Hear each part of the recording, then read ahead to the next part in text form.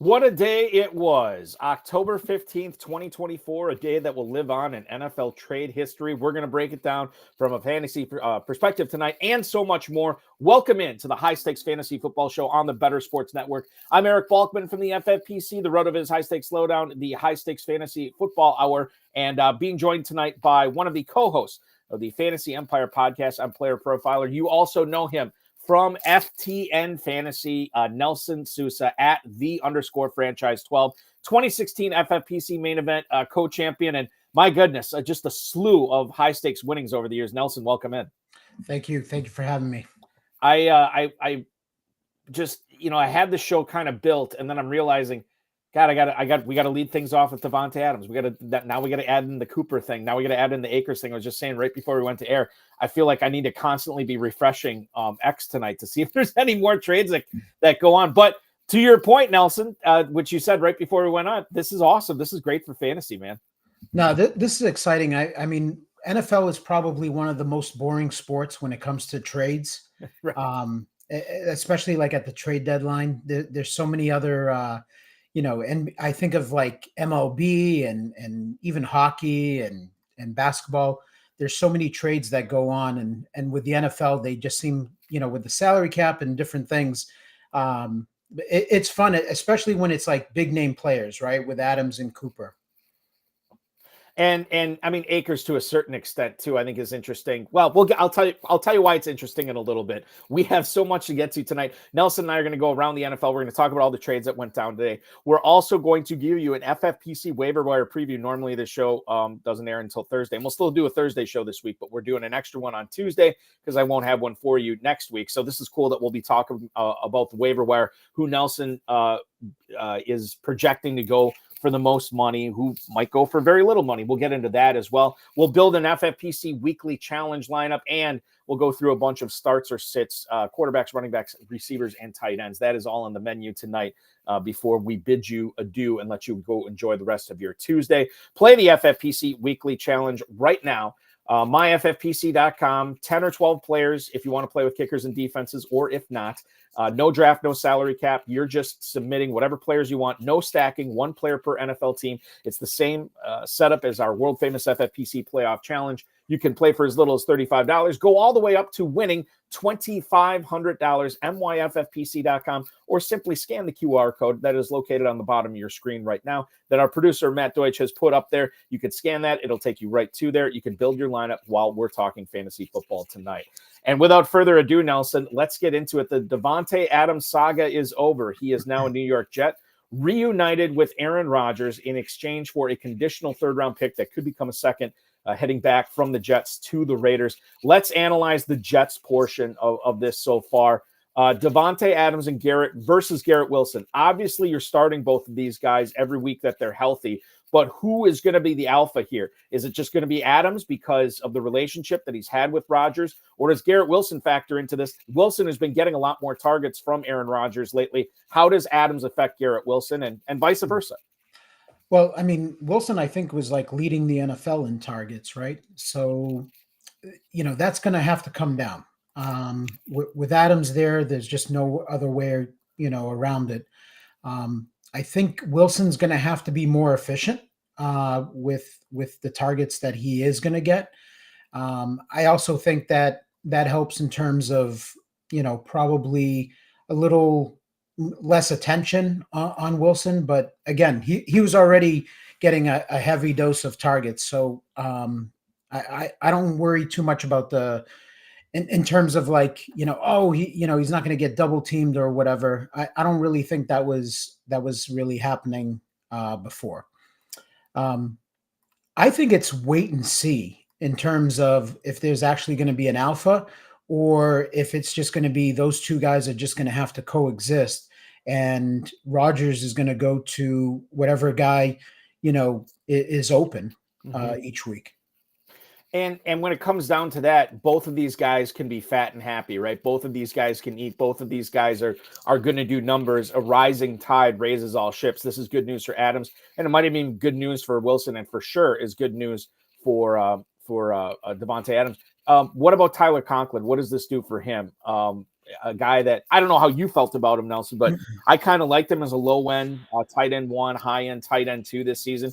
Now I'm wondering if he's, the last 3 years, I think he's gotten 60 plus catches every single year. Now I'm wondering it's going to be a struggle to get there for him.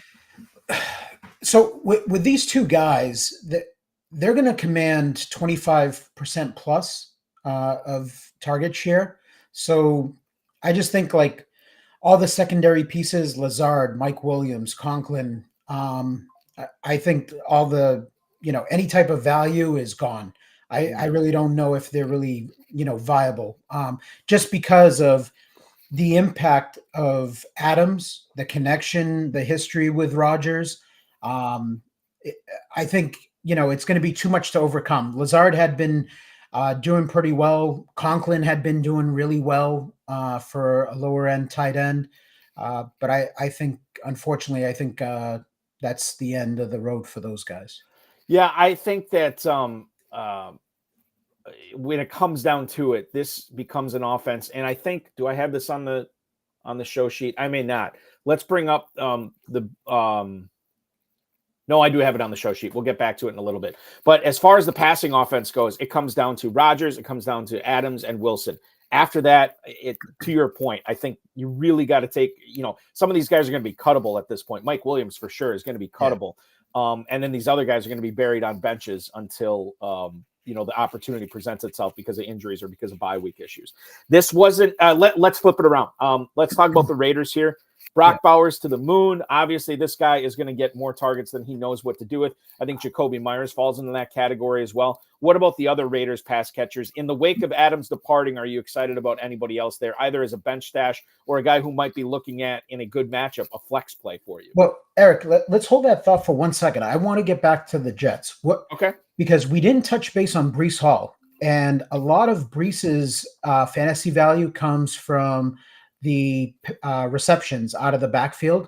And I wanted to get your thoughts on it, actually. So I'm going to turn it on you a little bit. Yeah. I have my opinion of how this impacts Breece, but wanted to get your thoughts because we didn't touch base on that. Well, and I think, what goes into this conversation, this is what I was going to ask you about too, because before last week, we were talking about like almost a 50-50 split in the backfield, right? With Braylon Allen and Breece Hall because of how much Allen was being used.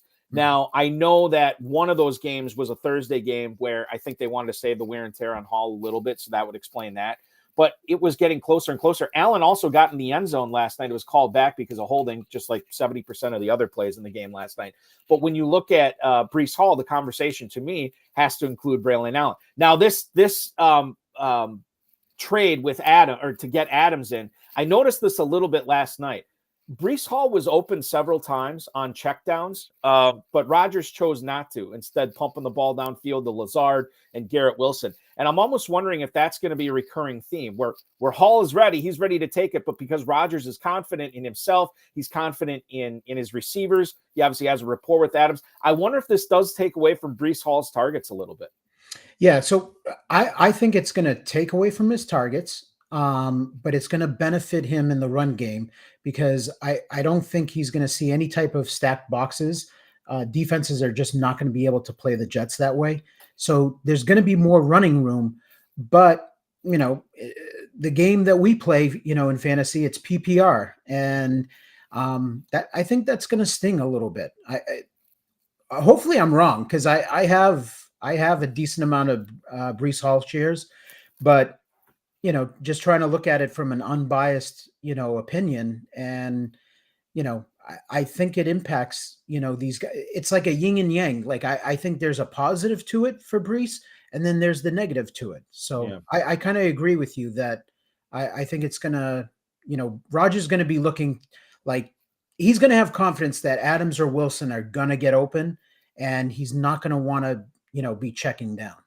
And Lazard too is another guy too that I know, say what you will about him, but this is a guy that has the confidence and the trust of Aaron Rodgers. And if these guys are all running stuff downfield, it's nice for Hall in the fact that the defenses are going to loosen up. But what do they say? Like one catch is equivalent to 2.5 carries. That's a lot of carries to make up for Breece Hall if he's going to come out as a net here in getting those targets. Let's talk about the Raider side of it. Yeah. Brock Bowers, yes. Anybody else? I think Tucker and Myers, obviously, they should. It didn't work out last week. I don't know what happened really. With Tucker, I was watching that game. He just really didn't get involved in that game. You would think that with Myers out and Adams, but it's definitely, this offense is going to be built and revolve around Bowers. So he's the clear winner, I think, of the whole group of guys. And moving forward, I think he was already in the conversation, but I think he's like the clear cut, like tight end one moving forward. Yeah, it's going to be an insanely, as long as he stays healthy, it's going to be an insanely productive year, not only for Brock Bowers, but everybody who invested in him in fantasy drafts where he was going as the 8th, 9th, 10th tight end off the board, especially in FFPC formats. They are loving life right now. 9 catches, 71 yards on 10 targets last week for Brock Bowers. Moving on to the AFC East. We're staying in the AFC East. We're talking Jets. Let's talk Bills, because they are now the proud owners of Amari Cooper's skill set into their offense, now catching balls from Josh Allen. It is Amari Cooper and a 6th-round pick this coming year going to the Bills in exchange for a 2025 3rd-round pick and a 2026 7th-round pick going back to Cleveland. Clearly, Cooper is now going to be the number 1 target in this offense once he gets acclimated. I hesitate to say that any of the Bills receivers are necessarily losers in this deal, Nelson, because I don't think any of them, maybe Shakir to a certain degree.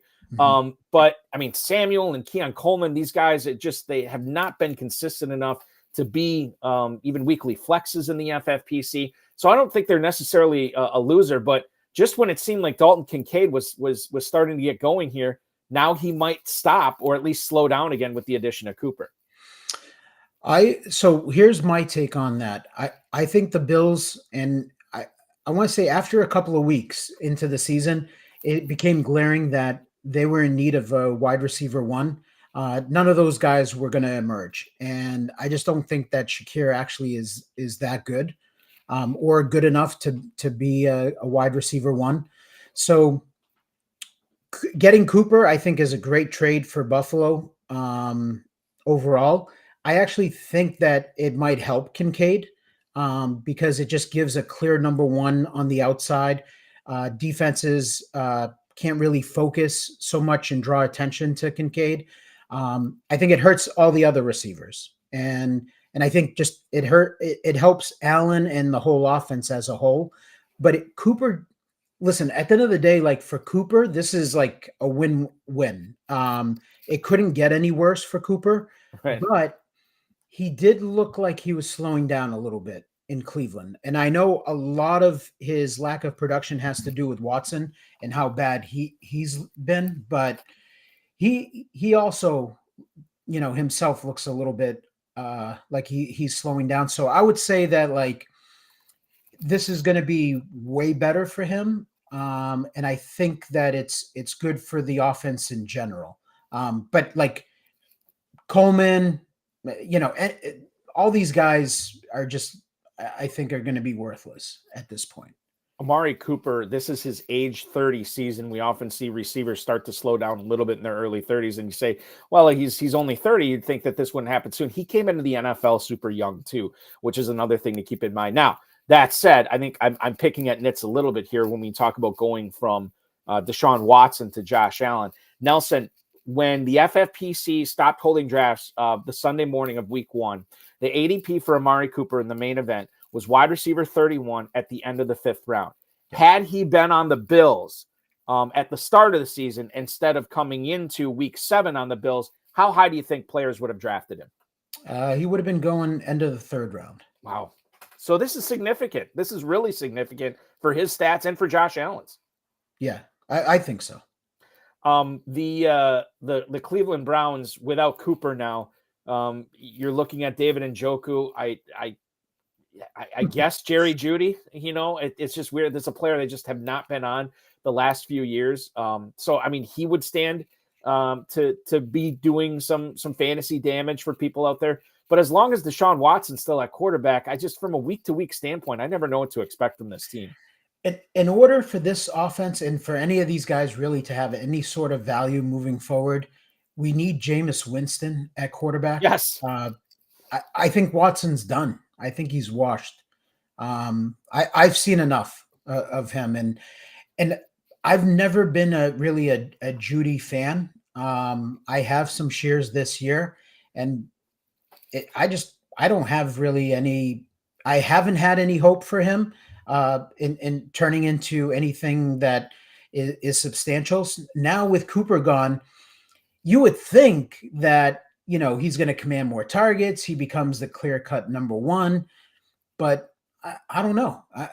Not with Watson at quarterback. I don't know. And then Njoku, I don't know. I don't know if this offense really, if it moves forward, it needs a quarterback change. This could be one of those things where you take Cooper away, maybe the whole offense just becomes irreparably broken, as it were. And what's to say? Can't you just go up to Deshaun Watson and say, "Hey, we're still going to pay you. You're going to get every dime." Can't we just say you're hurt with something so we can dignifiably place you on, put you on short-term IR or even IR for the season just to get Winston in there. I listened to Stefanski talk on Sunday. To me, this is a guy that the decision is not in his hands, and he has to play Watson because of the contract, which stinks because we are going to get middling fantasy performances from all these players until, like you said, we have a quarterback change. Is there anybody not named Jerry Jeudy that's a receiver on Cleveland that is worth picking up or holding on to? I'm debating whether to cut Jeudy. Wow.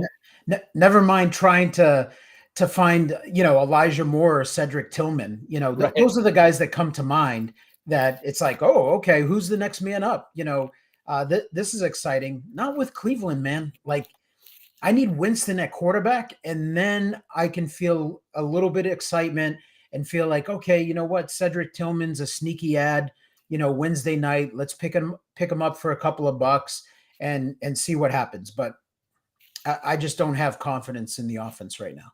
The third trade that came up shortly before we went on the air tonight, Tom Pelissero from the NFL Network reports that the Minnesota Vikings have acquired running back Cam Akers and a conditional 7th-round pick in 26 from Houston in exchange for a conditional 6th-round pick in 2026 as well. This is the second year in a row Minnesota has traded for Cam Akers, who has 40 carries, 147 yards, and a touchdown on the season. My immediate concern was, even though he was practicing yesterday, which was it's kind of like an extra practice that the Vikings threw together coming off the bye. My concern is, okay, what does this mean for Aaron Jones, who left with that hip injury? Why is Minnesota going out and trading for Cam Akers? Is my level of concern for Aaron Jones' immediate future founded, Nelson? How do you feel about it? I mean, last year, why did they trade for Akers? It was, Madison and pretty much all those guys really weren't, relevant and they weren't doing well. Why did they trade for Akers this time? The assumption is that, Aaron Jones might not be completely healthy, or they're a little worried about it. Otherwise, I know Pelissero put out there that this is not a direct reflection on Aaron Jones's health, but I think we're left to wonder that's going to be my assumption, is that I think there is some concern with Jones moving forward. So I don't know. With Mixon coming back last week and coming back with a vengeance, had a big game. There were some people, especially with Dare Ogunbowale's performance too. There were plenty of people ready to move on and cut Cam Akers this week in search of Sean Tucker or somebody else off the waiver wire. Do they need to find a way to keep Akers on the roster now until we find out what's going on with Jones? Because If it's a backfield of Akers and Chandler, that's not really all that exciting. But when you consider the Vikings are 5-0 and that Sam Darnold has an offense rolling, maybe there's something here with Akers. Well, I'm going to throw a little water on your fire with Akers, and that's that I haven't been impressed with Akers when he's had the opportunity so far. He hasn't looked all that good to me. So I'm going to say even if there's something going on with Jones and Akers is going to play, I'm only interested in Chandler at this point. Yeah, I think the thing is if Aaron Jones plays this week, I'm willing to release Akers. I personally would still, if I can, keep him around just in case, because he is still the guy behind the guy. And if Aaron Jones, not that he would be put on IR, I don't think it's going to be anything like that, but I might have a spot start in it for Akers if Chandler were to go down in week 8 and they have nobody else, and if Jones is not healthy. Now, that's a lot of what if.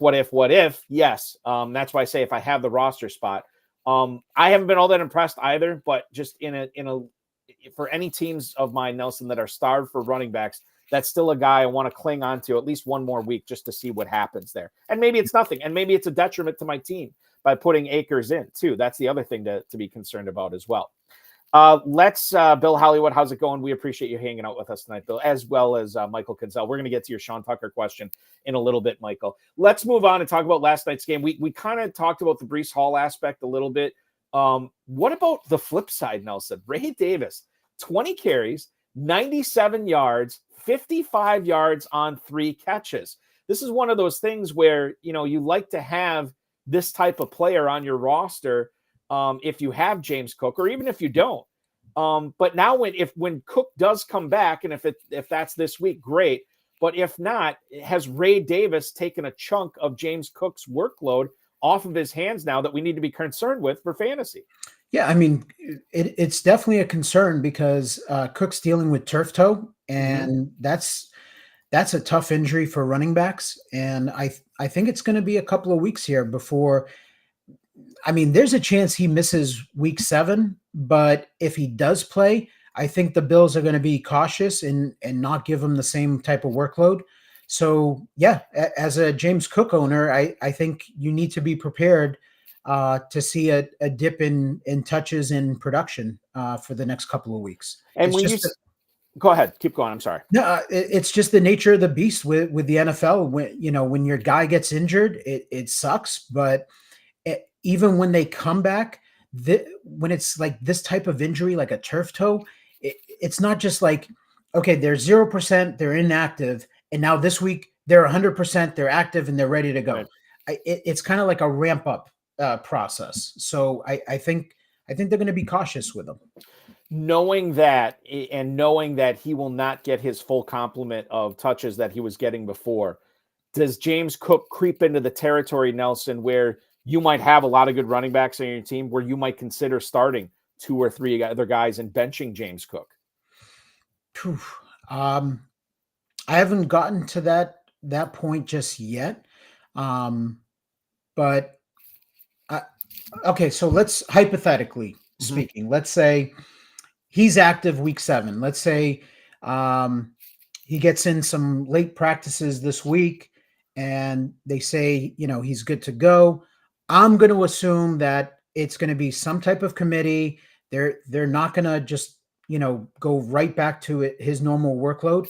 So we have to talk kind of like a 1-for-1. What kind of running back options do we have when we're talking about sitting James Cook? I got to have, solid options here.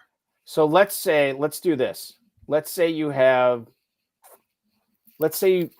other 3 running backs are Kyren Williams, J.K. Dobbins, and Chuba Hubbard. Would you play Cook ahead of any of those guys?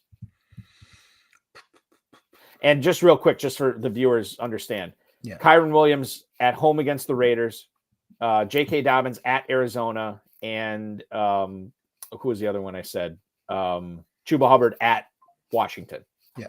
James Cook at home against the Titans. Yeah. I'm sitting James Cook. Okay. So it is possible. What if Jordan Mason plays this week? If he's active, would you play Jordan Mason over James Cook? I would play Mason. Okay. All right, so that's kind of where we're at on that. Let's do Russell Wilson. I originally thought the headline of the day was going to be this Russell Wilson thing, and now it's trumped like 4 times over. Russell Wilson, as apparently, according to Tom Pelissero, in line to make his next start against the Jets on Sunday Night Football, and his debut start for the Pittsburgh Steelers. Mike Tomlin said that he is in consideration for the starting job, or Mike Tomlin just might be messing with us. Who knows? Mm-hmm. It would probably be in his best interest, and Tomlin seems like the type of guy that would want to play this up until the very last second, where the Jets don't know if they're prepping for Fields or if they're prepping for Russell Wilson. But if Wilson is in line to start against the Jets, number one, what are we doing with him on the waiver wire? How much of a priority is he? And how does he change, the Pat Freiermuth and the George Pickens of the world if he's under center as opposed to Justin Fields, Nelson? One, I want no part of Russell Wilson on the waiver wire, so I'm not going to be acquiring him this week. Fields, the thing is, his rushing ability is what makes him a target in fantasy. Otherwise, like this offense with Arthur Smith, it's boring. It's junk, So with Russell Wilson at quarterback, I just don't see it. I don't think they have enough weapons on that offense where, I would ever see myself starting Russell Wilson. So I think it's a bad decision for Pittsburgh if they're really considering it, or if they're trying to, play it up and trying to get, the team they're playing this week to have to, kind of game plan for Wilson and Fields, that kind of thing, a little gamesmanship, right. Maybe that has to do with it. I just can't imagine. Fields has actually been playing pretty well, and they've got a winning record. So I don't see why they would go and make this change at this point. If they do make the change, does it move the needle at all? One, good or bad for Pickens, for Freiermuth, for Najee Harris, for any of these pass catchers?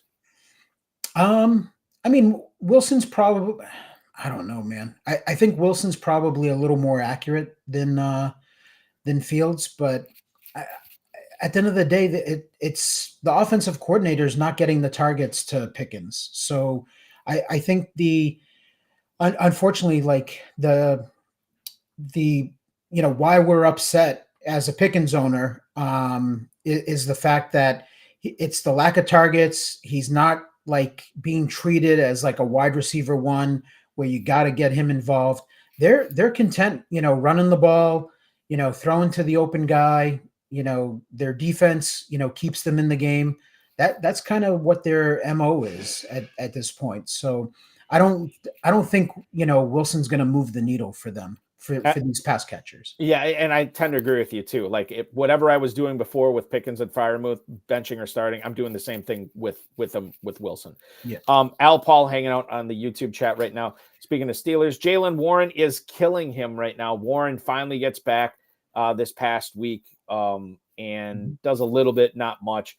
Nelson, this was one of the guys that I grabbed in a ton of leagues as my number 4 running back, and sometimes my number 3 running back. And this is a guy that I was hoping that could be a flex guy. I thought he was more of a dynamic player than Najee Harris. Obviously, injuries have hurt him this season. What does the near future look like for Jaylen Warren in fantasy? Is he going to have this, kind of mid-season come on where he at least meets Najee Harris or competes with him for the most touches in the backfield, or are we looking at sort of like a continued lost season for Warren? I think it was just a bad run out for Warren to this point. He got hurt. It's unfortunate. And I think right now Najee's going to get the lion's share of the touches. I agree with you. I think Warren is a much more dynamic player than Najee. But Najee's coming off a pretty big game, his best game of the season. So, and Warren, that was his first game back. He was basically, Tomlin, beginning of the week, basically said that like he was highly questionable or out, and then he came back. So I think again, it's going to be a ramp up process for Warren. But yeah, I could see later in the season, like he's a guy that I'm not going to go drop because I could see like later in the season, Najee's not getting it done and, just kind of stuck in mud and they need kind of like a little bit of a change. I could see where, they flip it and then Warren's getting the touches. So Yeah. that's kind of where I'm at with him. He's just a stash guy. You gotta hold him on your bench.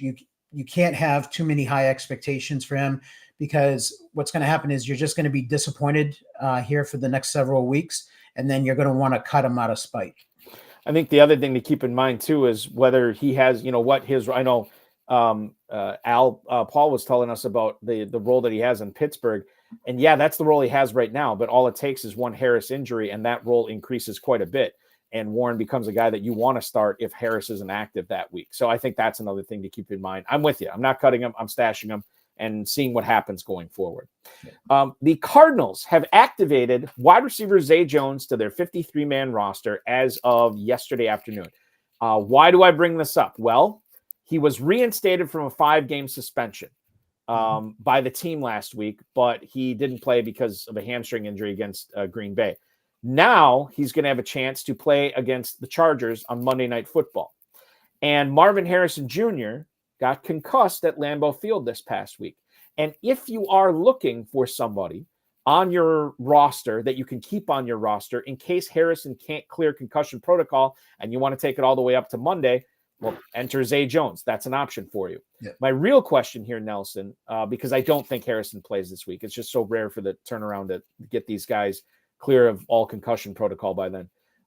Who do we start for Arizona? Michael Wilson, Greg Dortch, Zay Jones, all at wide receiver, all viable. Do you have a favorite among that trio? Yeah, I think Wilson. I think he's probably available a little bit in some leagues. Yep. But the guy that's readily available is Dortch. That would be the guy that I would be targeting. That with the assumption that Harrison is going to miss the game. Zay Jones, I like the thought, but that's a little deep. That's one where I don't know if I'm ready to, if my team is in that much of shambles that I got to pick up Zay Jones and start him, this week. Whew. So I trust Dortch. I think he'll see some targets, and I think Wilson's probably the main wide receiver that benefits from it. I think McBride probably, sees even more usage. You would not start any of those Cardinals receivers if Harrison is active, correct? Correct. Okay. Speaking of receivers that have not been active yet this season, Ricky Pearsall has now been designated for return off the non-football injury list. He fell victim to a gunshot at an attempted armed robbery, but he is now resuming football activities, and he has 21 days to be activated from the NFI list. The problem for him is Brandon Ayuk and Deebo Samuel are still both on this team. Neither one of them was traded. And you have Juwan Jennings, who had that big 40-point outburst earlier, and he's been involved in the offense. And oh, by the way, George Kittle's still there. From a redraft perspective, Nelson, non-dynasty, is Pearsall a guy that just belongs on waiver wires? I'm just not seeing a path to success here right now. Yeah, I'm not seeing it because at the end of the day, you got Ayuk and Deebo healthy, and right behind them is Jennings. So I just don't see where Pearsall fits in other than, the occasional, handful of snaps once he's ready to go and mix them in. But I mean, he needs multiple things to happen in order for him to, sniff a lineup this year. Dynasty, are you excited about him going forward of what he can be for San Francisco? I don't know what you thought of him coming out of Florida either. No, I'm not. I wasn't that excited. Okay. Older guy, I don't know. I just don't. I don't like those type of receiver profiles coming out of college, and I think that unfortunately, I don't think he went to the right team. Especially, well, let me put it this way: he went to the right team if Brandon Ayuk got traded before the season started. Right. But with him signing his contract, I think he's on the wrong team. Andrew Kramer reported today in Minnesota that TJ Hawkinson was practicing. The Vikings have already opened up his return window before they played the Jets in London in week 5, and week 7 could be a possible return. So we could see Hockenson on the field this week. I did not draft Hockenson in a lot of spots, Nelson, because I thought that the Vikings were not going to be very good this year. Definitely, I did not see this coming with Darnold in the offense. But I also didn't know when he'd be coming back. Now that he's coming back, to me, this is a different landscape for Hockenson than what I thought he was going to be walking into coming off the injury. Mm-hmm. The Vikings are undefeated. The offense is humming. Darnold looks great. I would not say MVP candidate, but he's not far off with the season he's had. And again, small sample size. Yeah. But now that we know Hockenson is going to be returning sooner rather than later, he might have the looks of like a top 5 tight end the rest of the way. Listen, I think Hockenson, I think it's a little easier for tight ends to come back from an ACL surgery type of injury compared to like wide receivers and running backs. They're bigger guys. They're making one cut and looking for the ball. So I would say that Hockenson probably has a good chance. I don't know about top 5. Well, man. Tight end's been such a shit show. That's what I'm saying. Might be right. Top 5 might be just right on Hockenson. Yeah. Why do you think that is this year? That we've seen.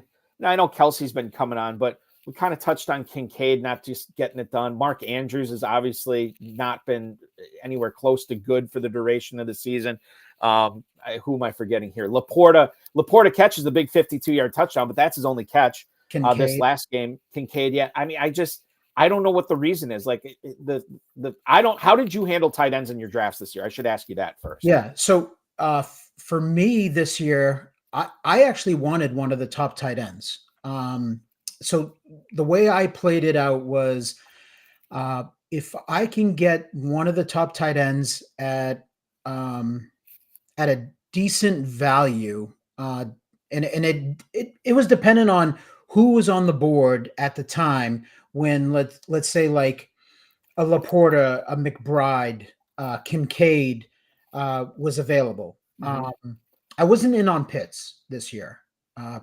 Pitts was a guy like he needed to fall dramatically in drafts, but those other guys, I was definitely interested. Once I pushed that back at tight end, Bowers was my target. And the funny thing is I tried to get Hockenson on as many teams as possible also, as long as, it was within reason where he went in drafts. Right. Because I looked at it as, okay, I punted tight end, and if I can just put it together with, paper mache, for the first few weeks, and then Hockenson comes back and he potentially could be a top 5 tight end. That was my thought process of how I was trying to play it out. So I would say I have a lot of these tight ends that we're talking about that have been struggling.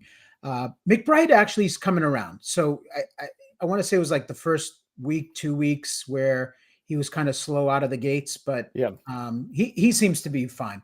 And then now with the Rice injury, I think Kelsey actually, ends up, with a pretty good run out where he's going to, see a lot of targets from Mahomes moving forward.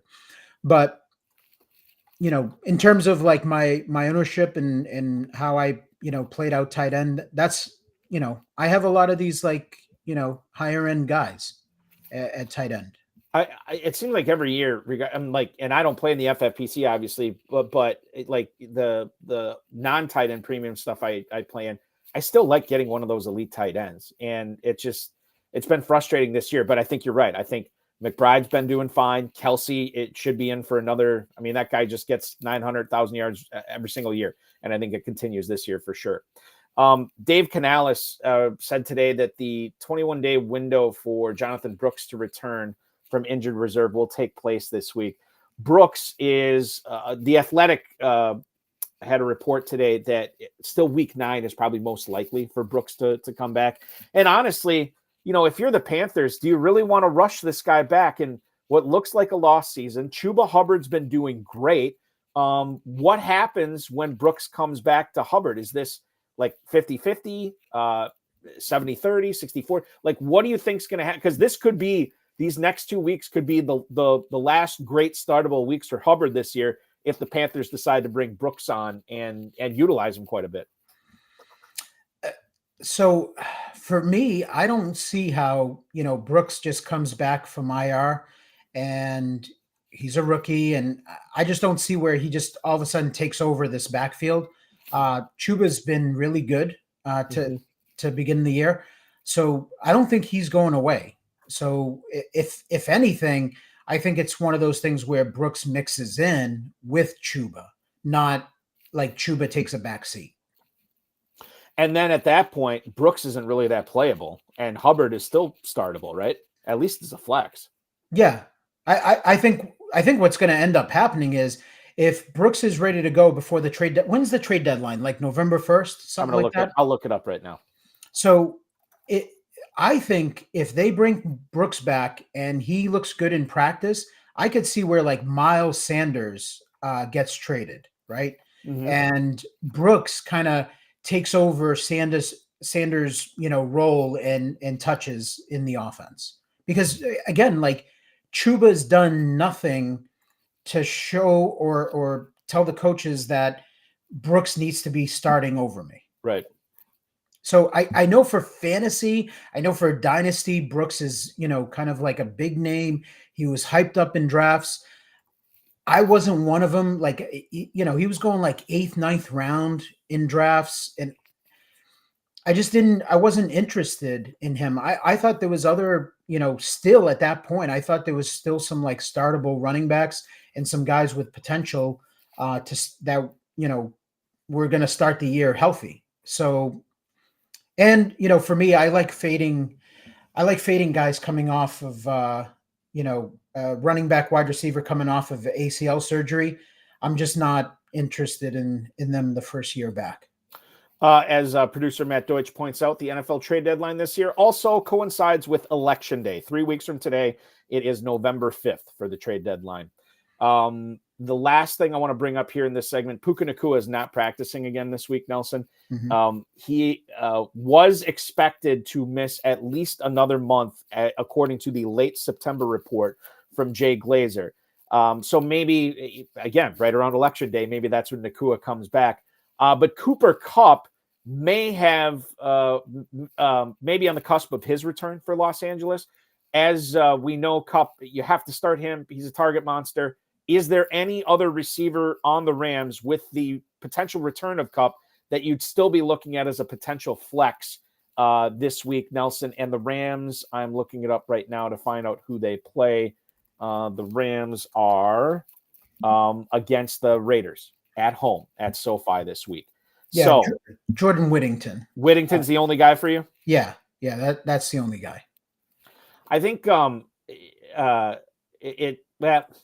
and he's not a desirable one, right? I mean, this is a guy like you would feel okay about, but not necessarily want to target and make sure you have him in your lineup. Not with Kupp back. No. Yeah.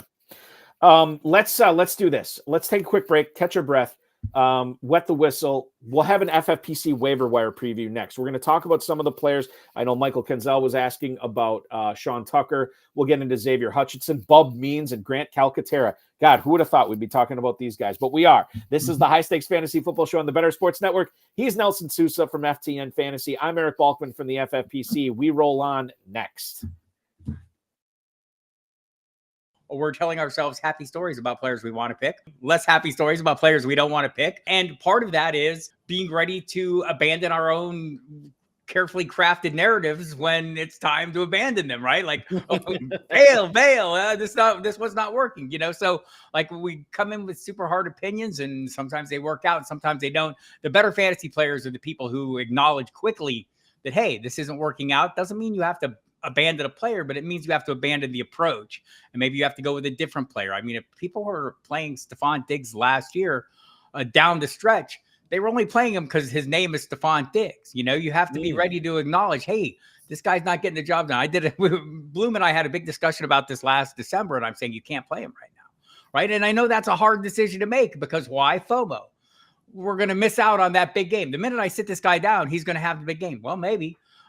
But also, while he is not having great games, there are other guys on your roster having great games. And I think that's to me, the hardest thing about fantasy is like, when do I divorce myself from my narrative? When do I tell when do I acknowledge my happy story is not coming true? I need to figure something else out. And the people who are good at that are the people who are good at fantasy football. The High Stakes Fantasy Football Show on the Better Sports Network, rolls on here on a glorious Tuesday night, 3 weeks away from the NFL trade deadline. Still plenty of time to join the FFPC Weekly Challenge over at myffpc.com. Set your team however you want to do it, 10 players or 12 players if you want to play with kickers and defenses. Enter for as little as $35. Win as much as $2,500. Check that out, myffpc.com. No stacking, one player per team. Nelson and I will put together a lineup in this segment, actually, that you can feel free to use if you'd like to. Our producer, Matt Deutsch, has the QR code up on the screen. If you scan that, it will take you right to the website. You can enter and start building your team now. The thing I wanted to point out here from Tony, I think it's Tony Nelson, watching us on YouTube tonight. Nelson Sousa, by the way, from For The Numbers, FTN Fantasy, at the franchise_12 on the X. He says, is there an injury that you would immediately fade a player rest of the season? He mentioned, or Bill Hollywood mentioned turf toe. Tony Nelson also said hammies and high ankle sprains.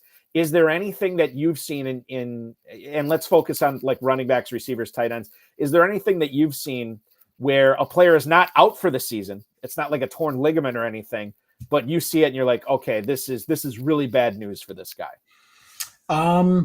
I mean, even hammies, I think if they get the right treatment and they rest, they get the proper rest and don't rush back, I think they can be fine. I think it's when you go and re-injure that same hamstring a second time, that's when it's time to fade.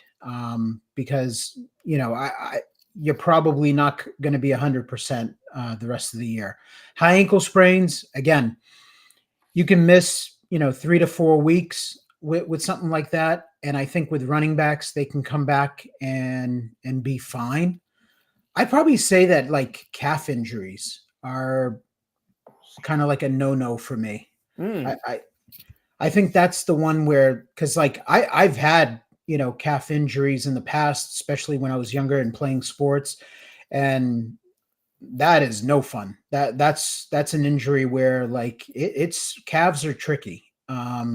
It takes a long time. I feel like it takes a long time to heal properly and really easy to re-injure. So that's probably the one. I think again, hammies, high ankles, I think if treated properly and you rest, you should be fine.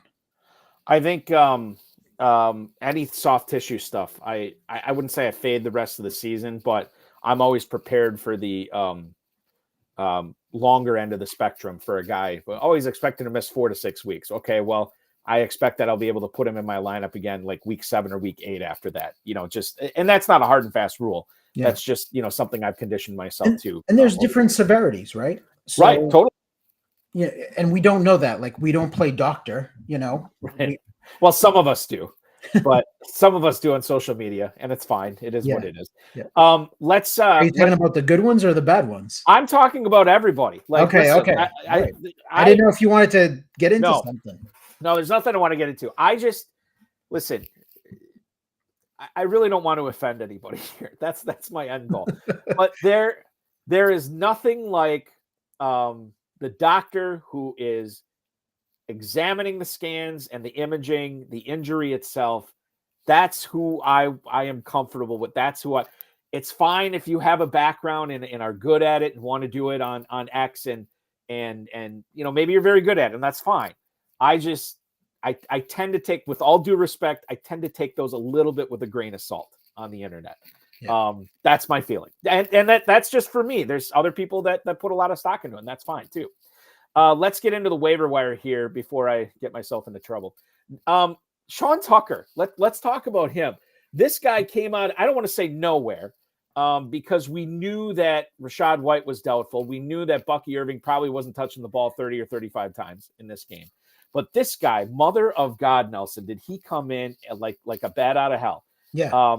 Undrafted free agent last year, does it as a runner, does it as a receiver. What was it, like 180, 190 total yards, which was 2 crazy. touchdowns, right? What's it? Yeah, exactly. What's it going to take in the FFPC this week? How much do you need to bid, to ask Michael Kunzel's question? How much are you going to need to bid to win Sean Tucker this week? Too much. You're staying away. Yeah. He's a trap. Why is he a trap? This is interesting. You're paying for last week's stats. You're looking at a box score, and you're saying that's what I want moving forward, and you got to take a step back and say, okay, I'm interested in Sean Tucker. He piques my interest. You got to ask yourself, okay, where's Rachaad White? He was missing last week, right? But is Rachaad White on IR? He's not on IR. No. Is White out for the year? He's not out for the year. So what ends up happening when White comes back? Okay. So you got to ask your question. You got to ask that first. With Bucky's there. Bucky's looked good. Okay. We now know that Bucky with a White injury is not this incredible superstar that's, going to win us fantasy leagues. And maybe he still could in a timeshare. But the point is, he's not going to have, a bell cow type of role.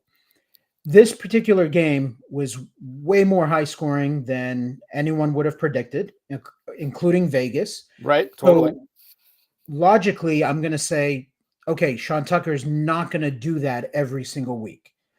So when I factor in those things and I ask myself those questions, okay, what is Sean Tucker going to go for?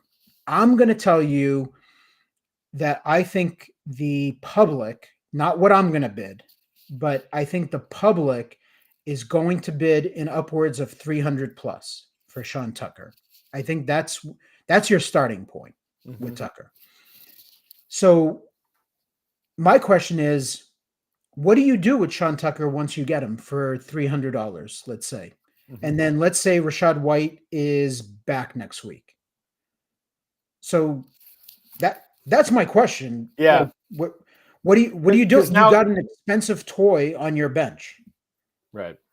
You don't want to be paying even triple digits for the guy behind the guy behind the guy, right? Like, because now you need all this stuff to happen. I think that's interesting. So now what happens? What if we know this? What if we get reports saying that Rachaad White is looking doubtful for week 7? So you might be able to get one more week out of Sean Tucker. Is he still not worth it because of the presence of Bucky Irving? So all I hear, Rachaad White questionable for week 7. All I hear is the price on Sean Tucker getting more expensive.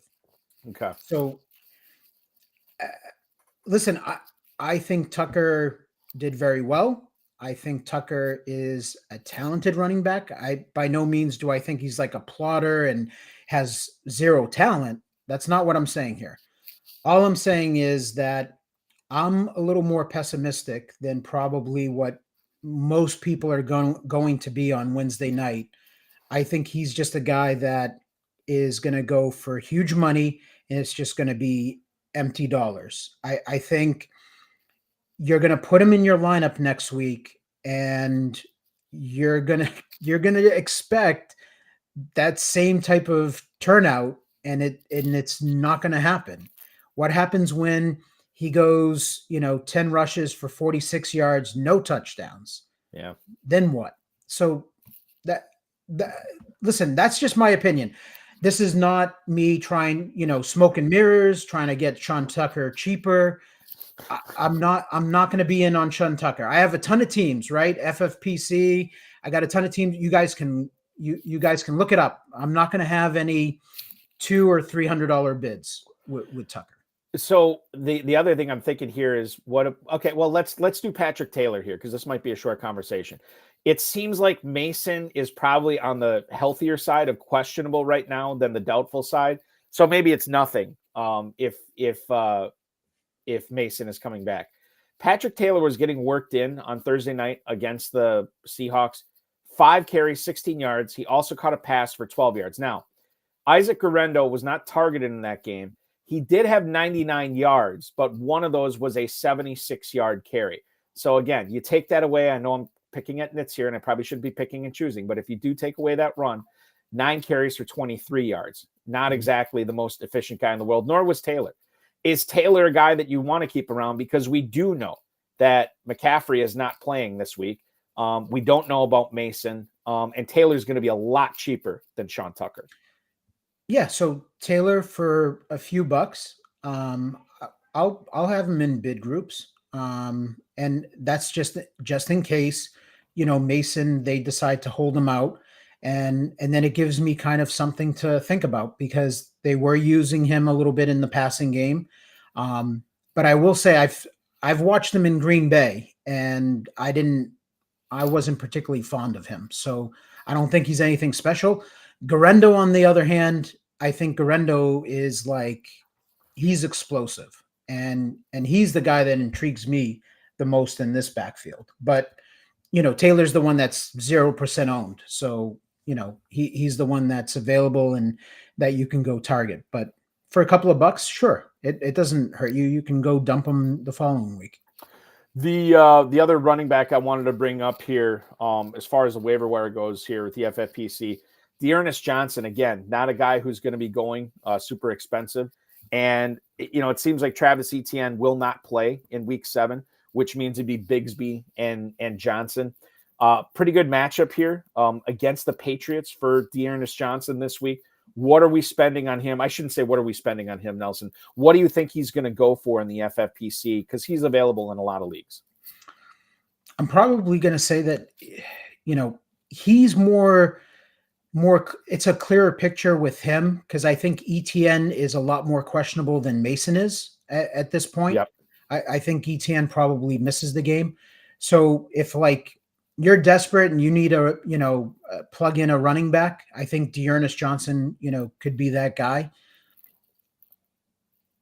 I think people are probably going to be somewhere in the $10 to $50 range, probably for D'Ernest. Yeah, wait, how much did you say? $10 to $50. 10 to 50. Okay, yeah, okay, yeah, that would make sense. Okay, so with D'Ernest Johnson, I'm with you on this. I like him better than Taylor. I think you've talked me down. I was going to bid some pretty serious money on Tucker. I think I'm going to stay away from that now after thinking about it with you. So thank you for that, Nelson. I owe you one. D'Ernest Johnson, I do like better than Taylor here for sure. What about, I want to ask just a starter set here. Jojo on Twitch right now. Which do you like better for a start this week at flex? Tank Bigsby or George Pickens? Pickens, who gets the Jets on Sunday Night Football. God, think of the storylines there. Pickens, who's going against the Jets, or Tank Bigsby this week, who's going to be going up against the Patriots? Yeah, Bigsby, hands down. No question. Okay. Yep. Moving on to wide receivers here. Let's talk Gabe Davis. 2 touchdowns from Trevor Lawrence in London against the Bears, but they were both at the end when the game was kind of decided. New England Patriots in week 7, is there anything here, or should we be focusing our energies on Kirk, Engram, and Brian Thomas as the proper Jaguars to start in week 7? I think we've seen this movie before from Gabe Davis. Yes. He's got those big spike weeks in him, and then he goes right back to a 0. And I think with this offense, I think it was a little quirky because I think, Brian Thomas, was struggling a little bit. I think there was a little more attention on Thomas, and Davis, benefited from some garbage time. But I mean, look at Evan Ingram, first game back, huge usage. You got Christian Kirk there. Thomas, I think, is the real deal. He's legit. So, that's probably another guy that, people might look at the box score and fire up, Gabe Davis for some money.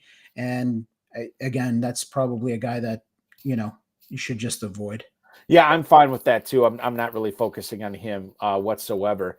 Noah Brown, I think we should talk about here because he had the most targets of any Commanders receiver against the Ravens this past Sunday. He did catch 4 balls, 58 yards, McLaurin was the guy who got in the end zone both times. Ertz had more receiving yards than him. But this was his best game of the season. Your thoughts on maybe not starting Noah Brown this week, Nelson, but picking him up and stashing him just to see what happens? I've always been a fan of Noah Brown. He's had good games with the Cowboys. He had some big games with the Texans last year. So like he's kind of put it already on tape that he's capable of that. And I think Washington, outside of Terry McLaurin, there's a void there for like a consistent number 2 receiver. So I could see where like he kind of develops and he's an okay guy like that you can get. It will get you through your bye weeks and maybe if your lineup's a little banged up. The thing with Brown is I like what you're saying, and I happen to agree with most of it. The part that always sticks with me is I'm never good enough to have that extra spot on my roster, especially when the bye weeks and injuries hit. Like I need all 20 spots. And that's the part where it's like, can I afford to keep Brown around just to see what happens? Maybe I can on some teams. On other teams, I think that he'd be the guy that I'd end up releasing for, whatever running back I was going to pick up that week or, a bye week defense or something. I don't know. Let's focus on the Texans here. We know that Nico Collins is on IR for at least another 3 weeks, which means it's the Diggs and Dell show. However, Xavier Hutchinson was kind of an interesting guy last week, especially on Sunday morning waivers for a lot of people. Now, he got 2 targets in that game against New England, did not catch either one of them. And at the same time, Schultz, Dell, and Diggs combined to get 24 out of CJ Stroud's 31 passing attempts this past week. Is Hutchinson still a guy that we can move forward and look at picking up until Collins is back? Or are we really grasping at straws if we ever decide to pick this guy up and play him, even, especially with Mixon healthy now? I mean, there's just so many good weapons on that team. I mean, he was a pickup last week once Nico went on IR. I have a few Hutchinson teams. It's probably a little premature, but I'm going to drop him for the flavor of the week this week. The Texans offense, they're going to force feed Diggs, Dell, and Mixon. You got to remember Mixon came back and they're going to run the ball with Mixon. He's going to get, check downs out of the backfield. So I just don't see where, Hutchinson, I don't think there's room there for him at this point. There is room in New Orleans for Bob Means because Chris Olave did not practice today, or yesterday, I should say. I don't know if he practiced today. Rashid Shaheed, I don't think practiced today either with his injury that he suffered in the fourth quarter against the Buccaneers on Sunday. And if we look at that game, again, it was kind of a weird one. So I'm always careful taking away stats in this. But Bob Means tied for the team league in targets with 8. 5 catches, 45 yards. He got in the end zone. I think the other thing that's important to bring up is Spencer Rattler was the starting quarterback. We know Spencer Rattler is going to be the starting quarterback this coming week too. And we do know that he has been throwing to Bob Means on the scout team in practices, right? So they have this relationship already. It is Thursday night football. Patrick Surtain is not expected to play. How much would you spend on Bob Means knowing that he could be the number 1 receiver for the Saints on Thursday night football? See, he's intriguing because you're talking about New Orleans being down. Olave, he's not going to clear concussion protocol in time. And then there's a report that Shaheed is banged up and that his knee might not be okay. So you're talking about a guy, never mind just a spot start, which, could mean, at least a half 6 to 10 targets on Thursday. He's a guy that I would probably feel pretty comfortable putting in my lineup with Olave and Shaheed out of the lineup. But moving forward, if Shaheed's gonna miss any type of serious time, maybe Means becomes something because he's got that rapport with Rattler. Is it going to take triple digits to get him in the FFPC waiver wire tomorrow?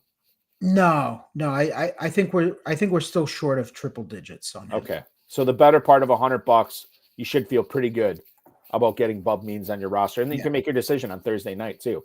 Grant Calcaterra is a guy I want to bring up right now from the Eagles. Now, in this game against Cleveland, Dallas Goedert left with a hamstring injury, which is usually not good for the following week.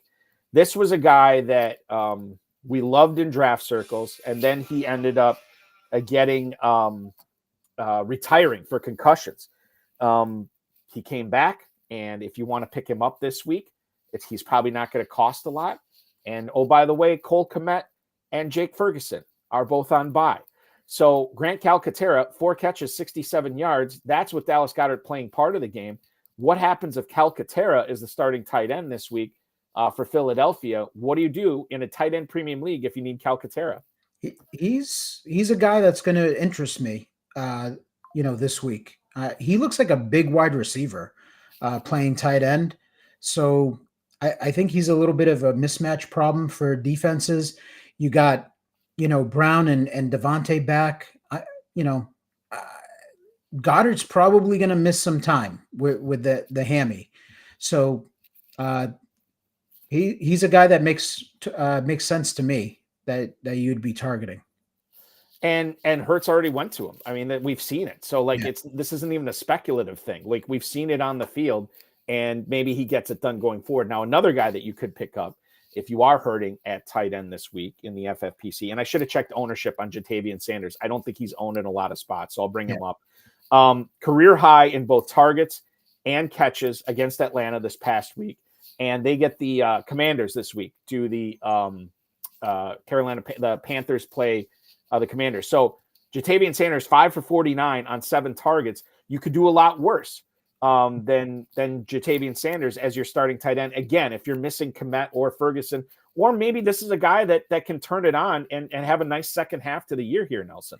Yeah, he's a young guy, athletic. It's a real rebuilding team.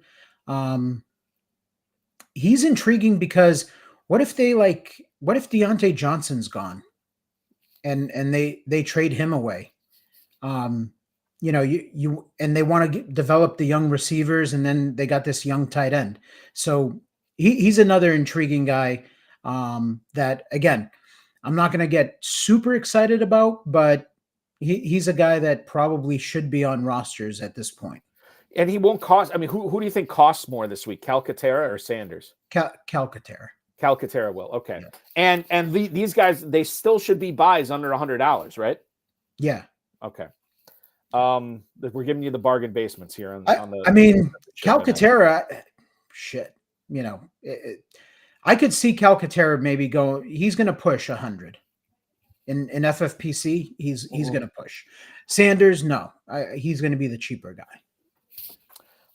Which is weird because Sanders was he the number 2 tight end drafted this year in the NFL draft behind Bowers? I want to no, there's somebody who went before him. Commanders guy, Sitton. Went ahead of him. Yeah. But Sanders was a guy that was touted as maybe the second best tight end in the draft too. So he's another interesting guy going forward. Let's talk about the quarterbacks here before we put together this weekly challenge. Tua Tagovailoa, I looked. He's available in about a third of FFPC main event Fantasy Pros Championship leagues. If he is available in your league, is this a guy that we should get in business with as part of maybe a resurgence for the second half of the season for the Miami Dolphins, with Tyreek Hill and Jalen Waddle being the beneficiaries of a Tua Tagovailoa return? Yeah, I mean, I don't want to give away the next guy, but I've got the next guy ahead of Tua.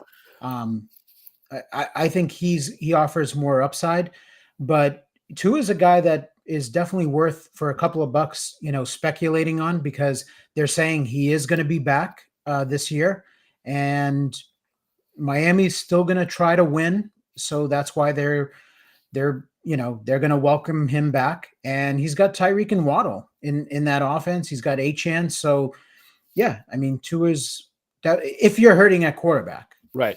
Yeah. I would not add him if I already have 2 quarterbacks, and I'm comfortable with him. I'm not adding Tua Tagovailoa at that point. But if I do need somebody, then yeah, for sure.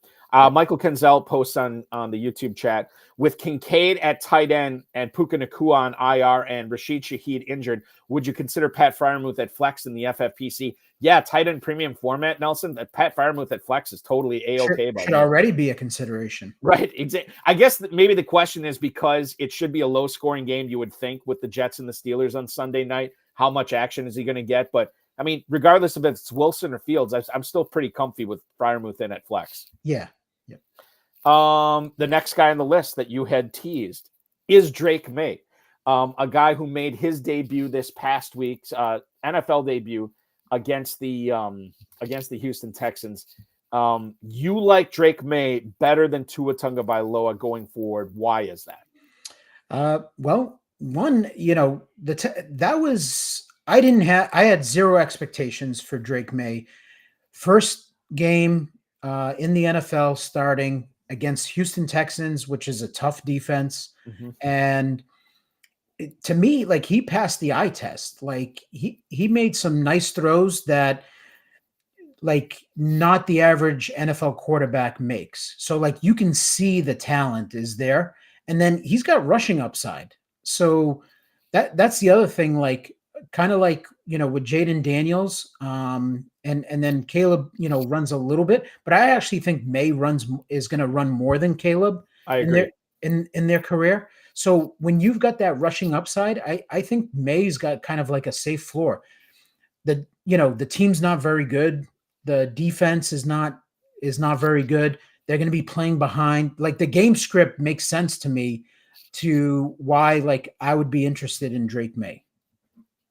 38 rushing yards this past week in his debut. Also threw for 243. Granted, it was a game that after halftime he really had to throw to keep up in. But I thought for a season debut, to your point, eye test A+ for Drake Maye going forward. Spencer Rattler, I'm going to add on here just because he, to me, did better than I expected this past week. But if you don't want any part of Russell Wilson, I can't believe that you're too excited about adding Spencer Rattler on for the next 2 or 3 weeks, at least until Derek Carr gets back. I mean, if I've got issues at quarterback, or I'm just trying to fill in, for a bye week or whatever, Rattler again offers rushing upside, and he's a gunslinger. But the issue is this week, I'm not thrilled with him. If he's missing Olave and Shaheed, like, his upside is very low. He needs those guys in the lineup for me to be interested in him. The total on that game is 37 against the Broncos in the Big Easy on Thursday night. He's not a player that, I mean, obviously Superflex is a different conversation, but for single quarterback leagues, I think we can do a lot better than Spencer Rattler. Let's talk about the FFPC Weekly Challenge, Nelson, as you and I are about to build a lineup in this. And for anybody watching, play the FFPC Weekly Challenge now at myffpc.com. Scan the QR code on your screen that Matt has put up there. No draft, no salary cap. You are building a team any which way you'd like. You just can't have 2 players from the same team on your team. Enter for as little as $35, win up to $2,500. You can play in 10, 30, or 100-team contests. myffpc.com, myffpc.com is where to go for this. Nelson, you're familiar with this format.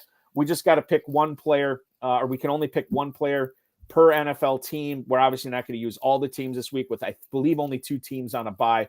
Where would you like to start? I assume we're going to do a 10-team lineup, no kickers, no defenses, a quarterback, 2 running backs, 2 receivers, a tight end, and 4 flexes. We can go a lot of different directions here, my friend. Okay. Let's start with our quarterback. Okay, that works for me. I don't know how you like to do it. I usually like to look at the totals that Vegas is projecting and then see who I can target there. Do you have a specific quarterback in mind? No, I don't. I'm open to, us talking about it. Okay. But what's nice is, here's the thing. So there's no salary cap, right?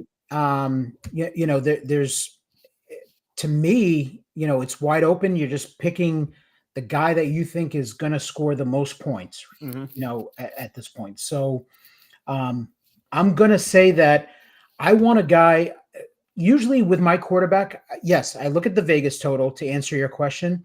But the other factor too for me is on the other side of the ball, is he going to have to stay with his foot on the gas and be aggressive? So meaning, is the other offense going to score points? Because you don't want it to be one of those things where, they're facing, banged up team, it's going to be lopsided. Yeah, he might get it done in the first half, and it's like, it makes sense. The matchup makes sense. But then he takes his foot off the gas.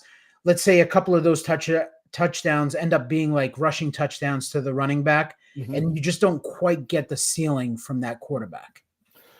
Perfect example to your point. Normally I'd say, hey, let's fire up Jaden Daniels. Well, the total is 51.5 in that game, but the Commanders are 7.5 point favorites. I do believe there might be some foot off the gas for Jaden Daniels in the second half in that game. Yeah.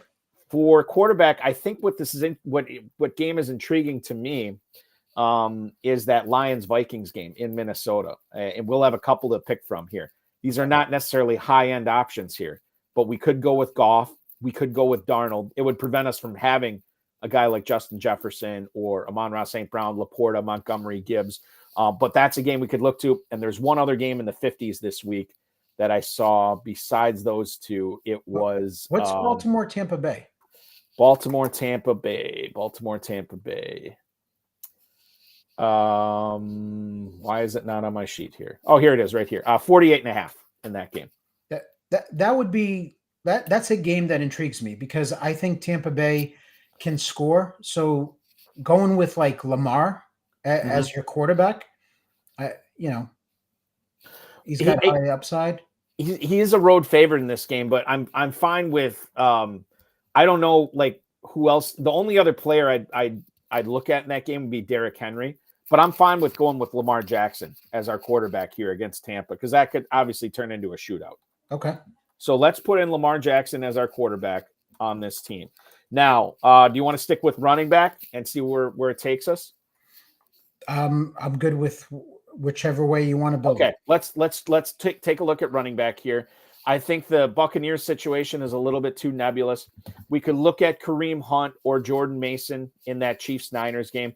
I don't know what's going on with Brian Robinson, especially formulating a lineup this early. So that kind of takes the Commanders out of the equation. Chuba Hubbard, I mean, maybe that game we could look at him there. And then obviously Gibbs and Montgomery in Detroit. Stay away from Aaron Jones. Let's go with the exciting guy. Okay, who's the exciting guy? We got to go with it's like a movie, right? Okay. Who do the Eagles play? The Eagles this week play the... I know the answer, but go ahead. I'm trying to. Why can I not find it? Oh, okay. So you want to go Tyrone Tracy here? No. Barkley, revenge game. Giants. Come on. It is a revenge game. God, where's my head at? Come on, Eric. Good Lord, this is bad. This Get is with bad. the program here. All right, so we're trying to build a winning lineup here. Right, I know, and I'm totally out of it. So you're right. That is a must play. We have to play Barkley this week. That is a positive game script for him. You know that coaching staff is going to feed him. Yeah. Yes, they 100% will. At New York Giants. It is in New York too. Okay, so we got Barkley there.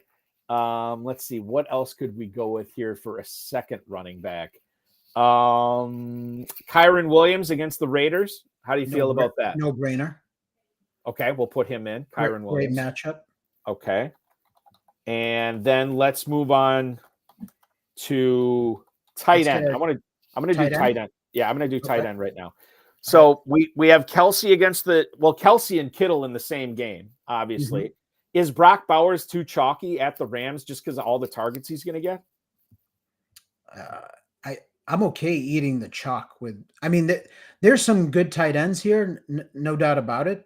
But I mean, I'm okay with Bowers. But if you feel like, if he doesn't hit, and he's going to be the popular play, then, we could look at a Kelsey, Kittle, McBride. What about Engram against the Patriots? He might be chalky. Okay. I just hate to use Kittle on these. He's so hit or miss. You know what I mean? Yeah. He could get 2 for 30, or he could get 8 for 140 and 2 touchdowns. I would prefer Kelsey if it comes down to it. I would even say Kelsey over McBride. I feel like the 49ers aren't they pretty decent against the tight end? They're okay. I don't think they're yeah, I mean they're decent. I don't think they're above it. Yeah. Okay. I don't know. I mean, Kittle would be the type of guy that if we put him on this team, all of a sudden we're looking really good if he hits. You know what I mean? Yeah. I mean, I look at it like this. The guy that Bowers, to me, he's going to get targets. He's good, right? Yeah. But if we want to fade the chalk, I think the guy that is going to be, less owned than Bowers is McBride with no Harrison. Oh yeah, no Harrison. Yeah, no Trey McBride. That's who it should be, because it's such an unknown with all those receivers. The one thing we do know is it's going to be McBride. I like McBride here. That you bring that up. Let's stick. Well, we can always flex out one of these tight ends too. For sure. You want to go take our 2 wide receivers? Yeah, let's do that. Okay, so out of the running right now, Flowers, Brown, Devonta Smith, Cooper Kupp.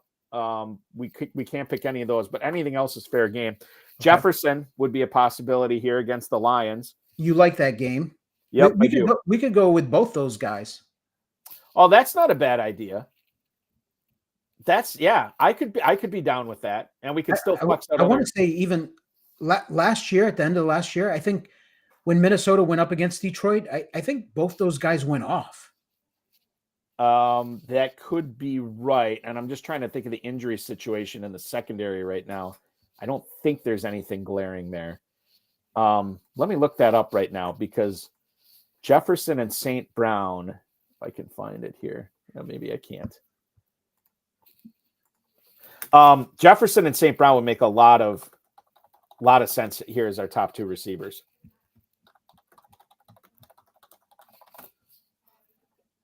Okay, you're talking about the Christmas Eve game last year, right? Yeah. That was St. Brown 12 for 106 and a touchdown. Justin Jefferson 6 for 141 and a touchdown. Yeah. Yeah, I'm good with that. You want to do that, Jefferson and and St. Brown? That's what we need. We need the same type of game. Right. And it might happen too. Okay, so we got Amon-Ra, St. Brown, and we have Justin Jefferson as our tight end, or as our receivers. So now we do have four clean flexes. We can go anywhere we want on this. Okay. Let's see. What other game did I like here that we haven't? Oh, shoot. I had it up a second ago. There's a third game that we haven't targeted yet that I really liked. Okay. Oh, what about Deontay Johnson against Washington as a flex? Who, I mean, that again, Panthers are 7.5-point dogs on the road, 51.5. Johnson had a really good game last week. Nobody else. I mean, or we could go Hubbard, but that's a negative game script for him there. No, I like that. We can Deontay Johnson. Okay. Yeah.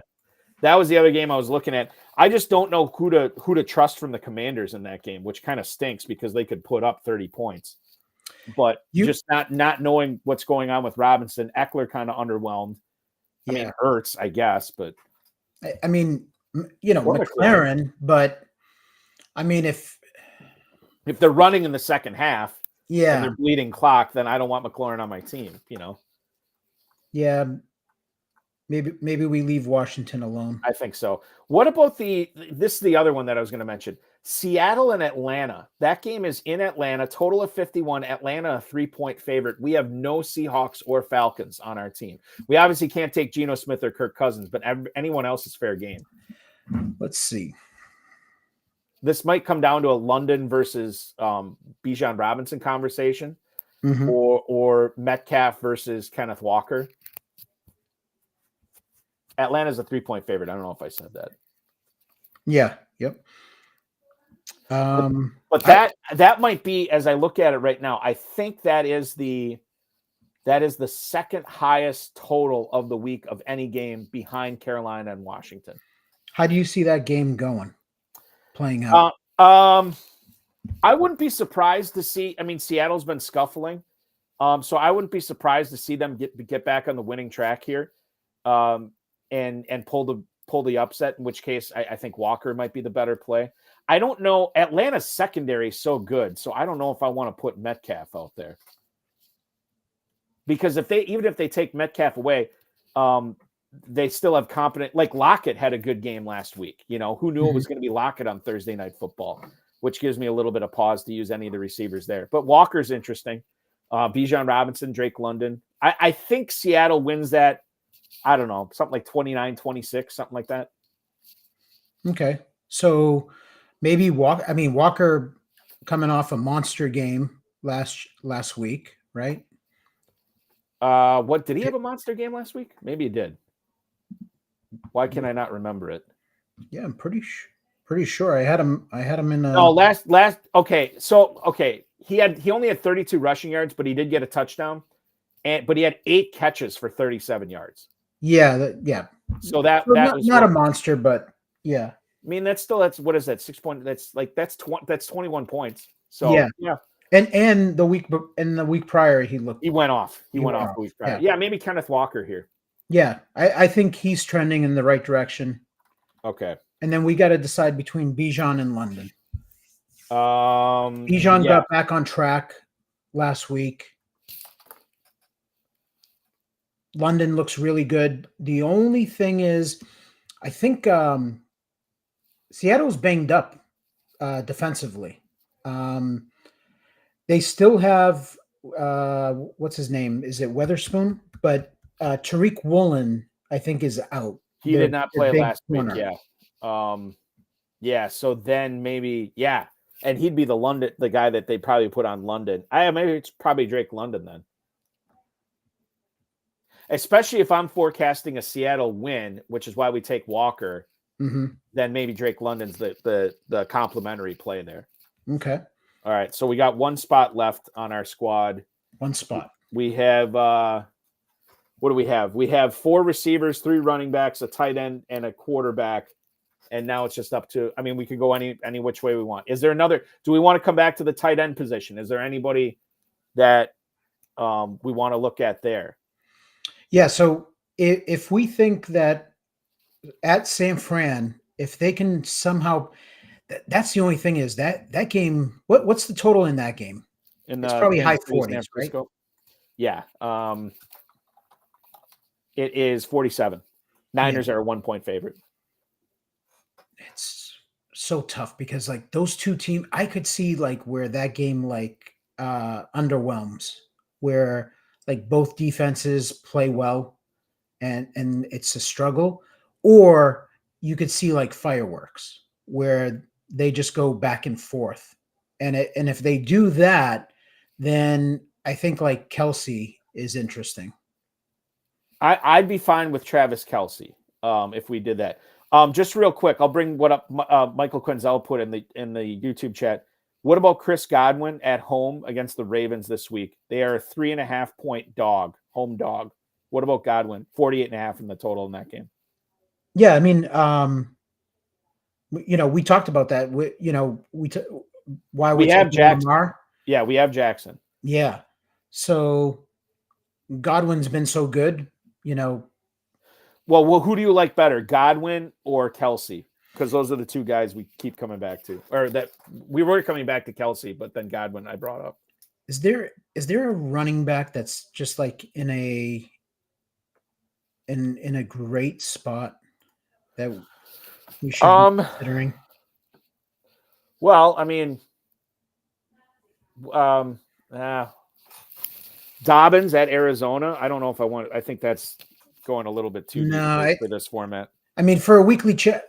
So here's the thing: with no salary cap, I mean, I want to take studs. Like I don't want to get too cute, with taking like a guy like Dobbins when I've got Kelsey, Godwin, and guys like that have been like so good.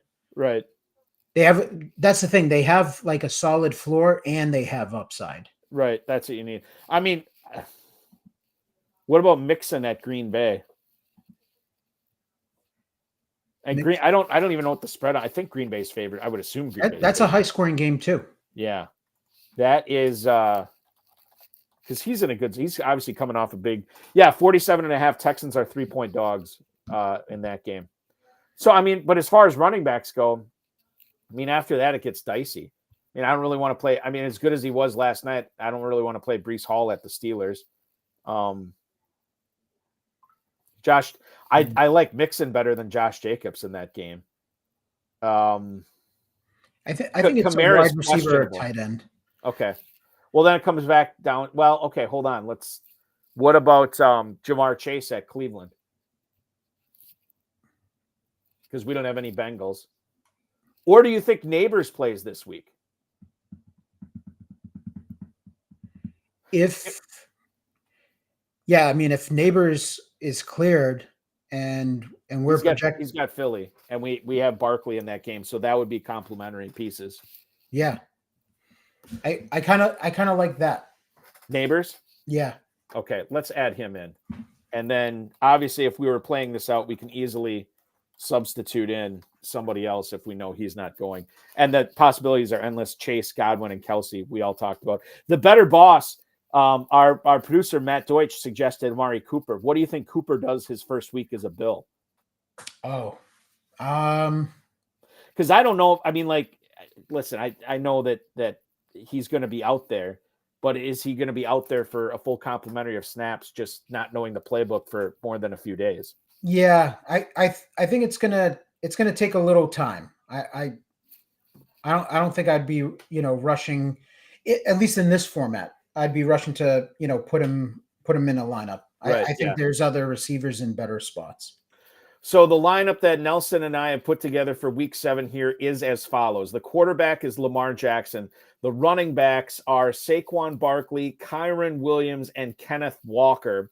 The receivers are Justin Jefferson, Amon-Ra St. Brown, Deontay Johnson, and Drake London, as well as Malik Neighbors. And then tight end is Trey McBride this week. You can enter that yourself if you want to play it over at myffpc.com and enter the weekly challenge for as little as $35, as much as win as much as $2,500.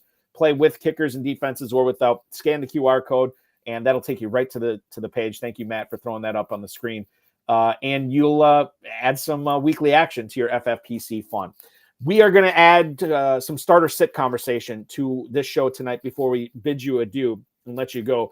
I have some questions for Nelson regarding guys like Tyler Algier, Xavier Legette. We haven't talked about Mike Gesicki. What the hell happened to him last week? Maybe he got hurt. I don't know. Baker Mayfield and much more. He's Nelson Sousa from FTN. I'm Eric Balkman from the FFPC. This is the High Stakes Fantasy Football Show on the Better Sports Network. Don't go anywhere. Something called perpetual reloading to ensure something called a permanent championship window with FFPC Dynasty Leagues. How do we make sure that perpetual reloading is what we're doing in our rookie drafts every year to make sure that we're always competing for titles year in and year out? Yeah, so we always have this tension between playing a little bit for the future and playing for the present. You'll have drafters jump into the startup. They'll draft the veterans. They're trying to win in that first year.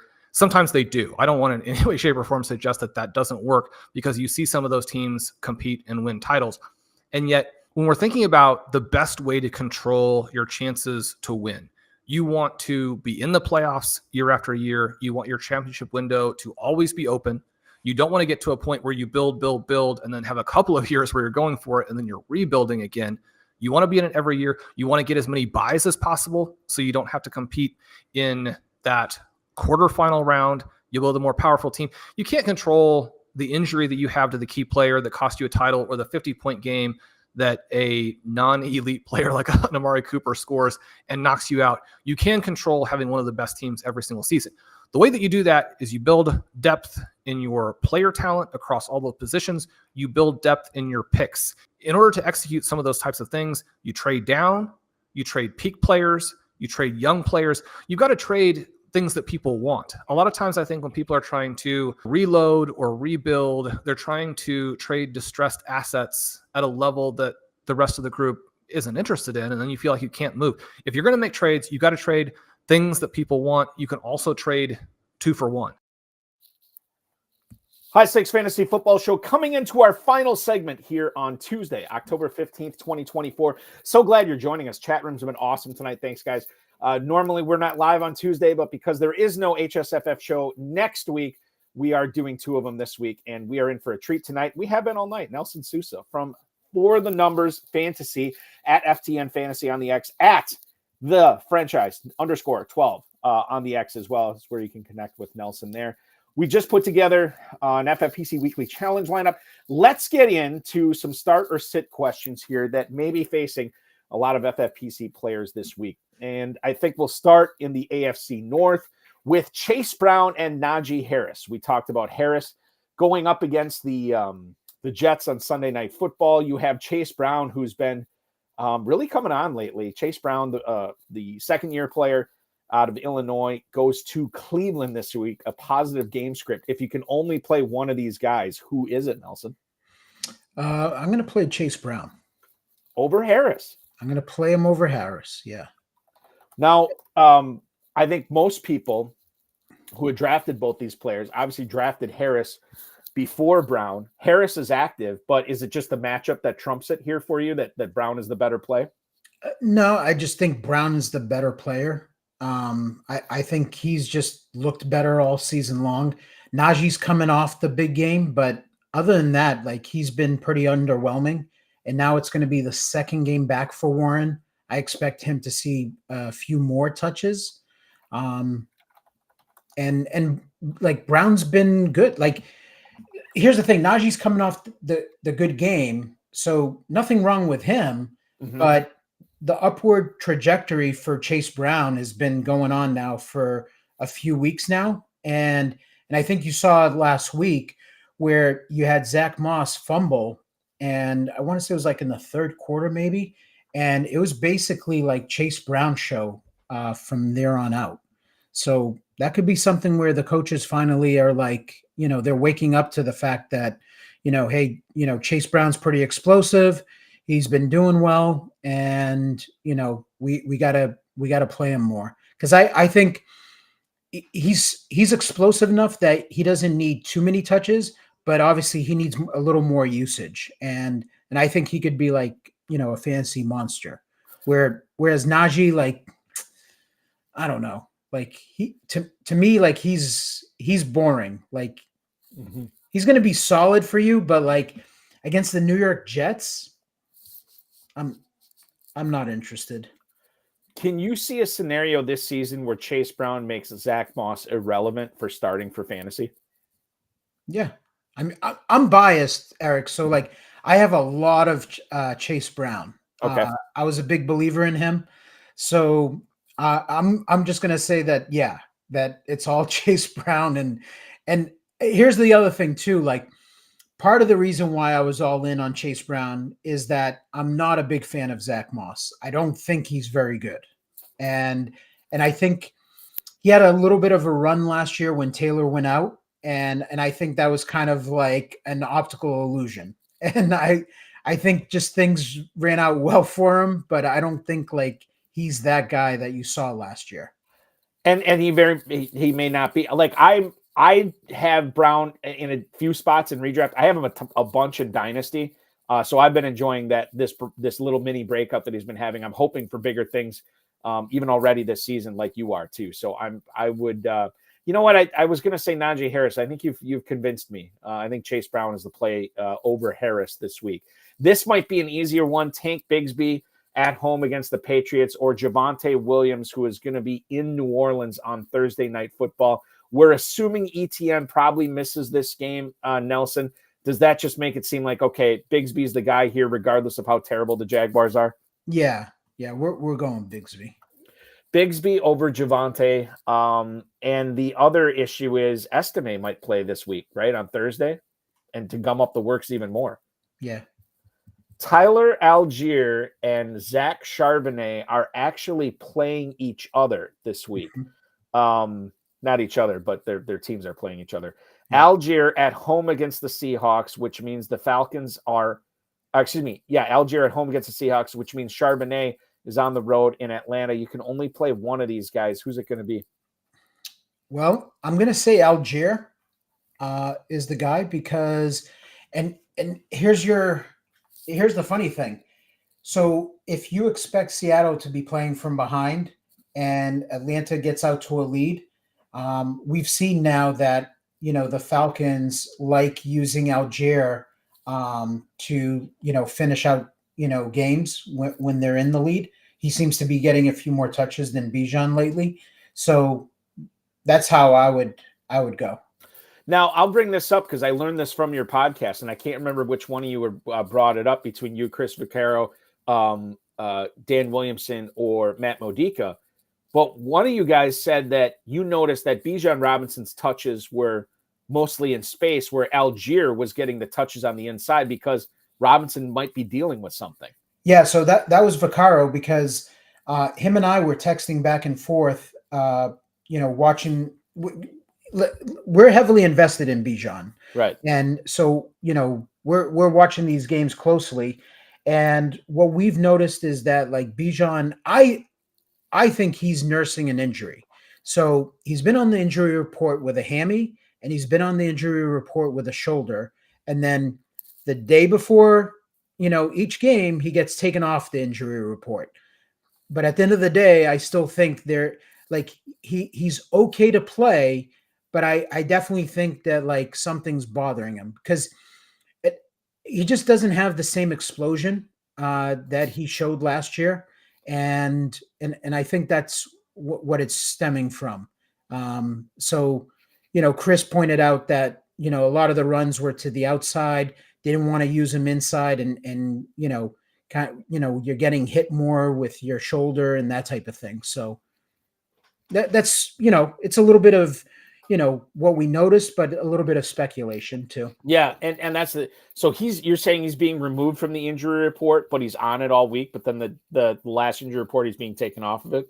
Yeah. So like the last 2-3 weeks, he's been on the report with a hammy and shoulder. Right. And then, he doesn't have a injury designation going into the week, but he's usually on the report. Like tomorrow, you'll probably see him on the report, shoulder or hammy or whatever in limited practice. And then they just take him off by Friday. That's weird. I had not noticed that, but that is interesting. Yeah. It's good to know. Let's move on to receivers here, Nelson. Christian Kirk or George Pickens. I feel like we talked a lot about Pickens this show, but we'll talk a little bit more about him now. Pickens Sunday night against the Jets at home. Christian Kirk also at home against the Patriots. Yeah, we got to go Kirk in the slot. I don't expect the Gonzalez to shadow him. I think that kid's legit. So anytime a receiver is going up against the Patriots, I'm kind of always, a little worried about that. And then Pickens, with the Jets corners are tough. So, and, I don't expect them to force feed Pickens in a game like that, especially when Buffalo just, ran the ball on the Jets. So I expect Pittsburgh to kind of play this ugly football, try to run the ball, play good defense type deal. So I can't play Pickens this week. Do you think Gonzalez would be matched up against Brian Thomas Jr. most of the game? I think it depends, with New England's coaching staff, if they think that Gonzalez just needs to play one side, or if they think that they need to, shadow one of the receivers.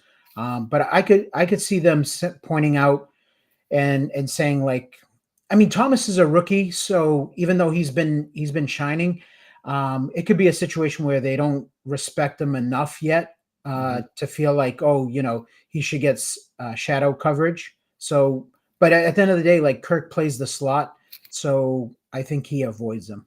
He would avoid him too. And Thomas obviously underwhelmed this past week, but I'm just thinking, like, as far as, and I know he's not on the question here, but as far as Thomas goes, if I'm breaking ties, should I be breaking them against Brian Thomas this week? Yeah. Because I'm telling you that, just watching these games, that Gonzalez kid is the next up and coming corner. Like he's legit. Yeah, I like him quite a bit too, actually. Chris Bird on YouTube, he needs to start two of these guys: Cortland Sutton, Jordan Mason, Juju Smith-Schuster, and Ty Chandler. I'm going to say right now on Tuesday that Aaron Jones is playing this week. If that's the case, I'm eliminating Chandler. If he's not playing, then Ty Chandler and Jordan Mason for me.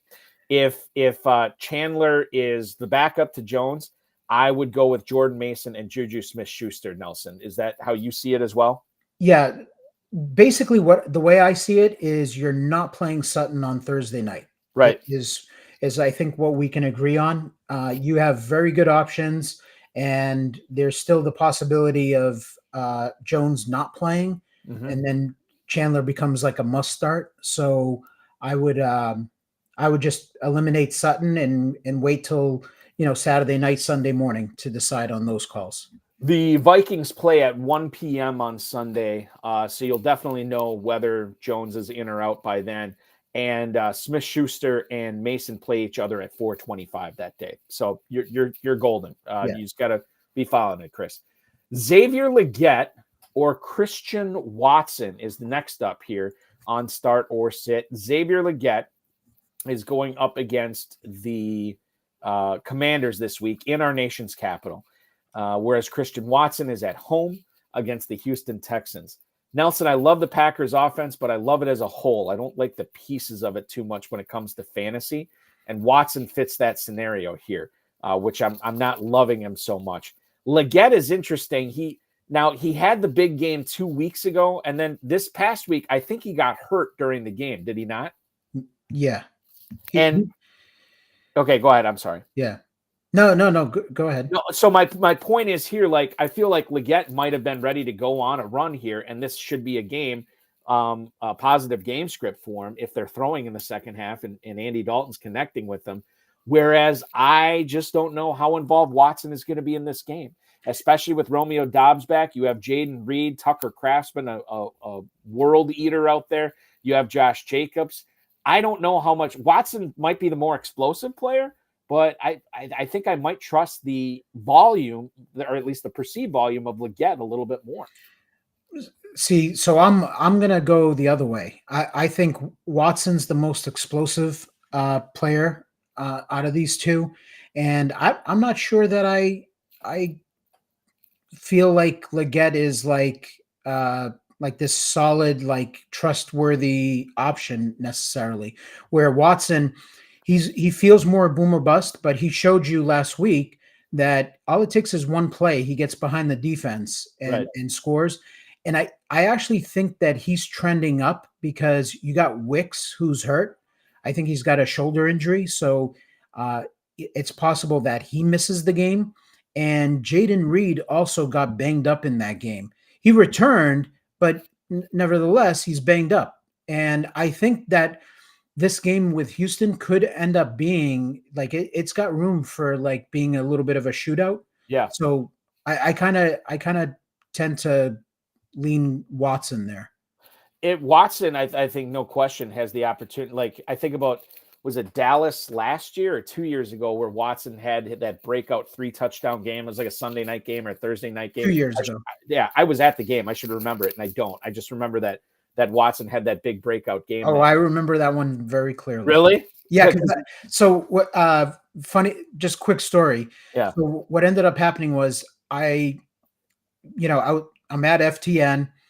I told all the subscribers to go pick up Watson. He was coming off of injury. He was dealing with the hamstring, and then I was feeling bullish on Watson, and I told everyone to start Watson, which was a little. It was sketchy to have that much confidence in starting the guy that had, been missing time with a hamstring, and he had that 3 touchdown game against Dallas. So what made you so confident in Watson that night? First game back. I had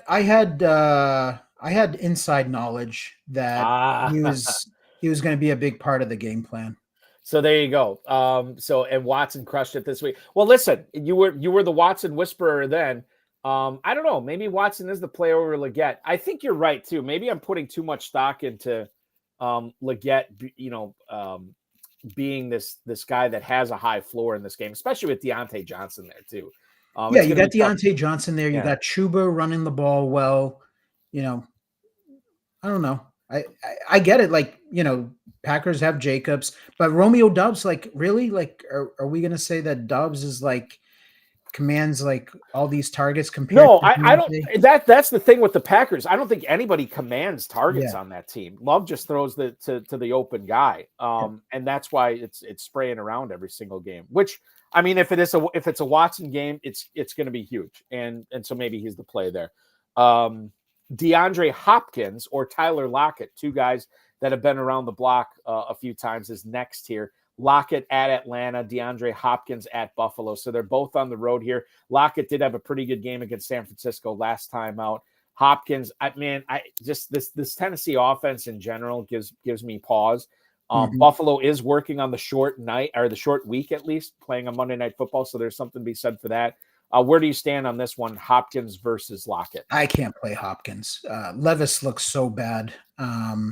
I think also that shoulder injury is affecting him because, just watching his throws, it didn't have – he's got a strong arm, and he had like no zip on the ball this past Sunday. And actually Buffalo's secondary is like supposed to be pretty decent. I mean, Lazard and Wilson kind of, had a pretty good day against them last night, but I would go Lockett. I don't see how like you can start Hopkins with any confidence. Yeah, I would agree with that, and it's not an indictment of Hopkins. It's more of an indictment, number one, on Levis, and then number two on Levis's injury. And I think that's why we go with Lockett here. Moving on to tight ends. Let's talk tight ends here for a second. Again, assume FFPC tight end premium on this.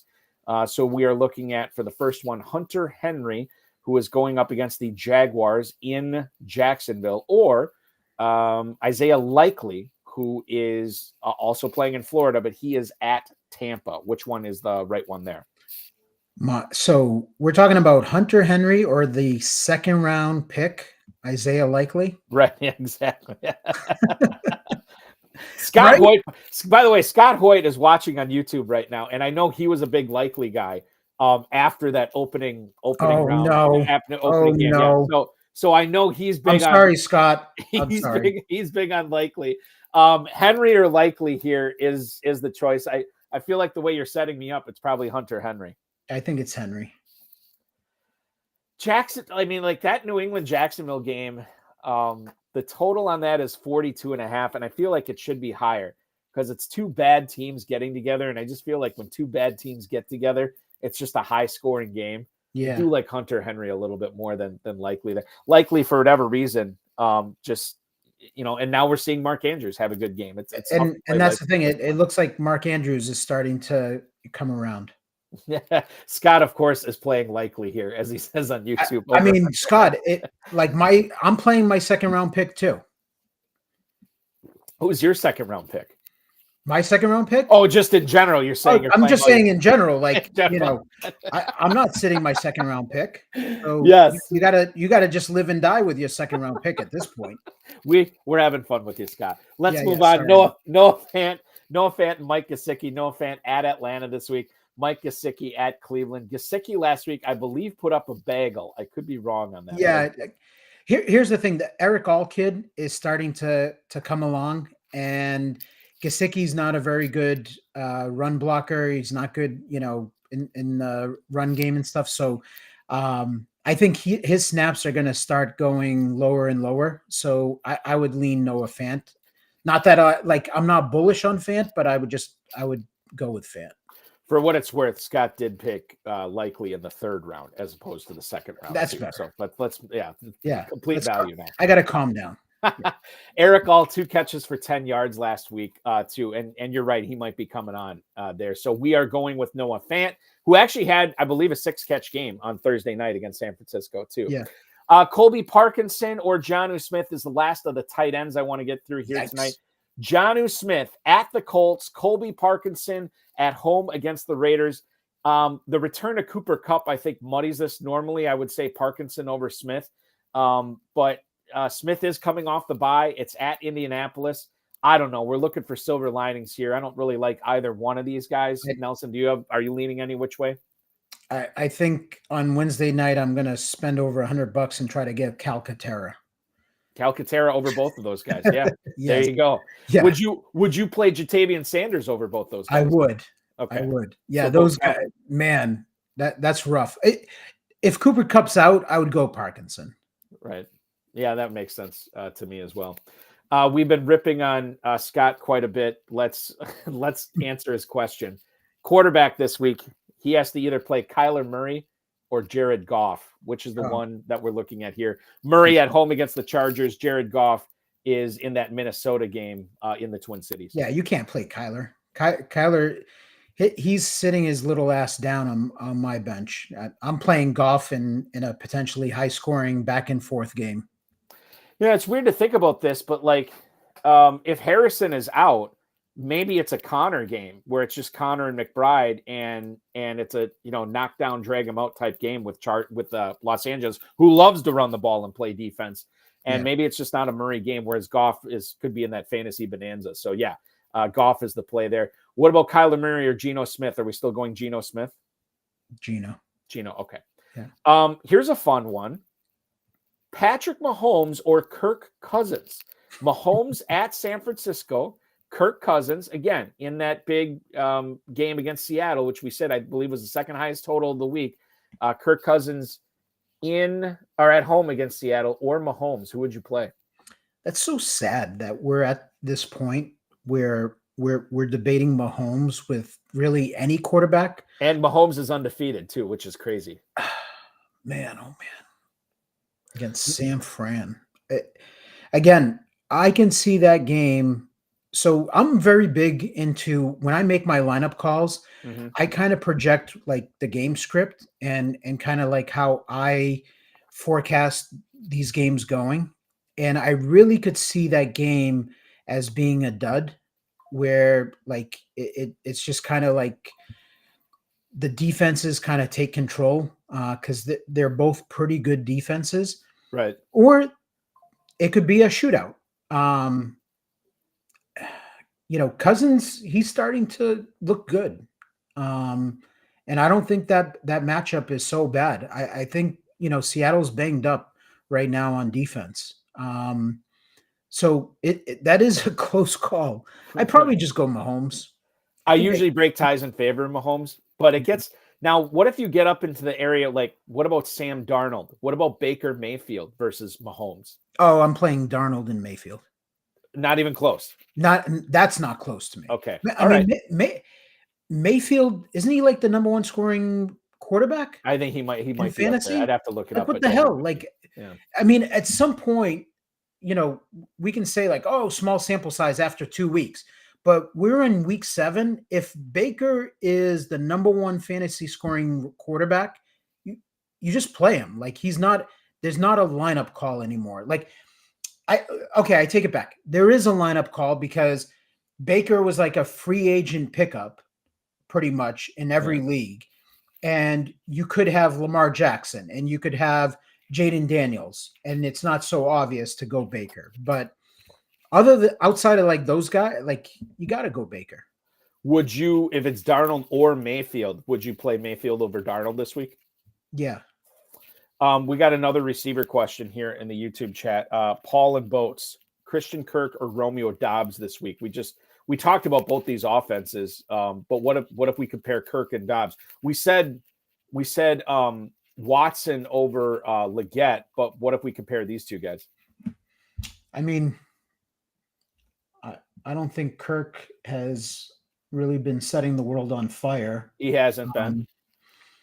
It could be a big blowout game or a big shootout game, beg your pardon, in Lambeau against the Texans. I probably lean Dobbs because I think Wicks is banged up. I think Reed is banged up. And if I'm predicting that game turns into a shootout, so I'd lean Dobbs. I will. Yeah, it's close. I think I'm going to lean Dobbs as well. For the point. I mean, I guess like I know Wicks is not playing this game, or I'm really, really certain he's not playing this game, and that should be enough right there. And if Reed is involved, then that's the cherry on top for starting Romeo Doubs over Christian Kirk as well. This one's throwing me off. The Purdy revenge game. Yeah. So was he like signed by the Chiefs or something? I don't understand this. That one I don't know if that was the case. If he was on the Chiefs roster, I didn't even know that. Yeah. No, he was drafted by the 49ers, right? Yeah. So I don't in the same draft with Trey Lance. Right. Yeah. I don't get it. Okay. I don't know. Liv, Okay. you can explain that to us later. Yeah. Nelson, so good to have you on tonight. I learned a lot. You have influenced the way I'm going to set my lineups and bid on my players this week for sure. Where can people continue to consume more Nelson Sousa content? At FTN Fantasy. Got the high stakes package there. And, now we're well into the season, but I have my fab article that I put out every week with dollar amounts for, if you're in a fab, only league. And then I have the Discord chat, which has access to me 24/7.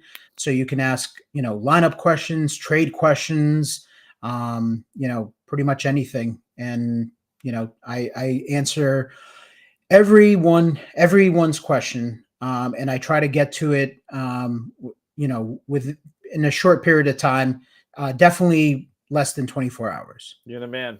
He's a man of the people. And oh, by the way, the Fantasy Empire podcast with Chris Vaccaro, Dan Williamson, and Matt Modica, which comes out weekly as well. Yes, absolutely. Matt Deutsch pointing out it's a Brock Purdy revenge game because he lost to the Chiefs in the Super Bowl. That's Okay, where the revenge there you comes go. from. So it's just a total Niners revenge game. Yeah, Essentially, Gotcha. We will continue to follow Nelson, you on X at @thefranchise_12. We'll continue to check out everything you're doing for FTN Fantasy and, of course, listening to the Fantasy Empire podcast. Good luck in all your leagues. Continue to crush it, my friend, and good luck in trying to win that $1 million in the FFPC again this year. Thanks so much for hanging out. Thank you, man. Appreciate That- having me. Absolutely. Thank you so much. Remember, FFPC Weekly Challenge, myffpc.com. I want to thank Nelson Sousa and Matt Deutsch. We are back this Thursday, 7 p.m. Eastern Time. Corbin Young from Rotoballer will be my guest co-host. It's going to be a good one for Nelson Sousa and Matt Deutsch. I'm Eric Balkman. This has been the High Stakes Fantasy Football Show on the Better Sports Network.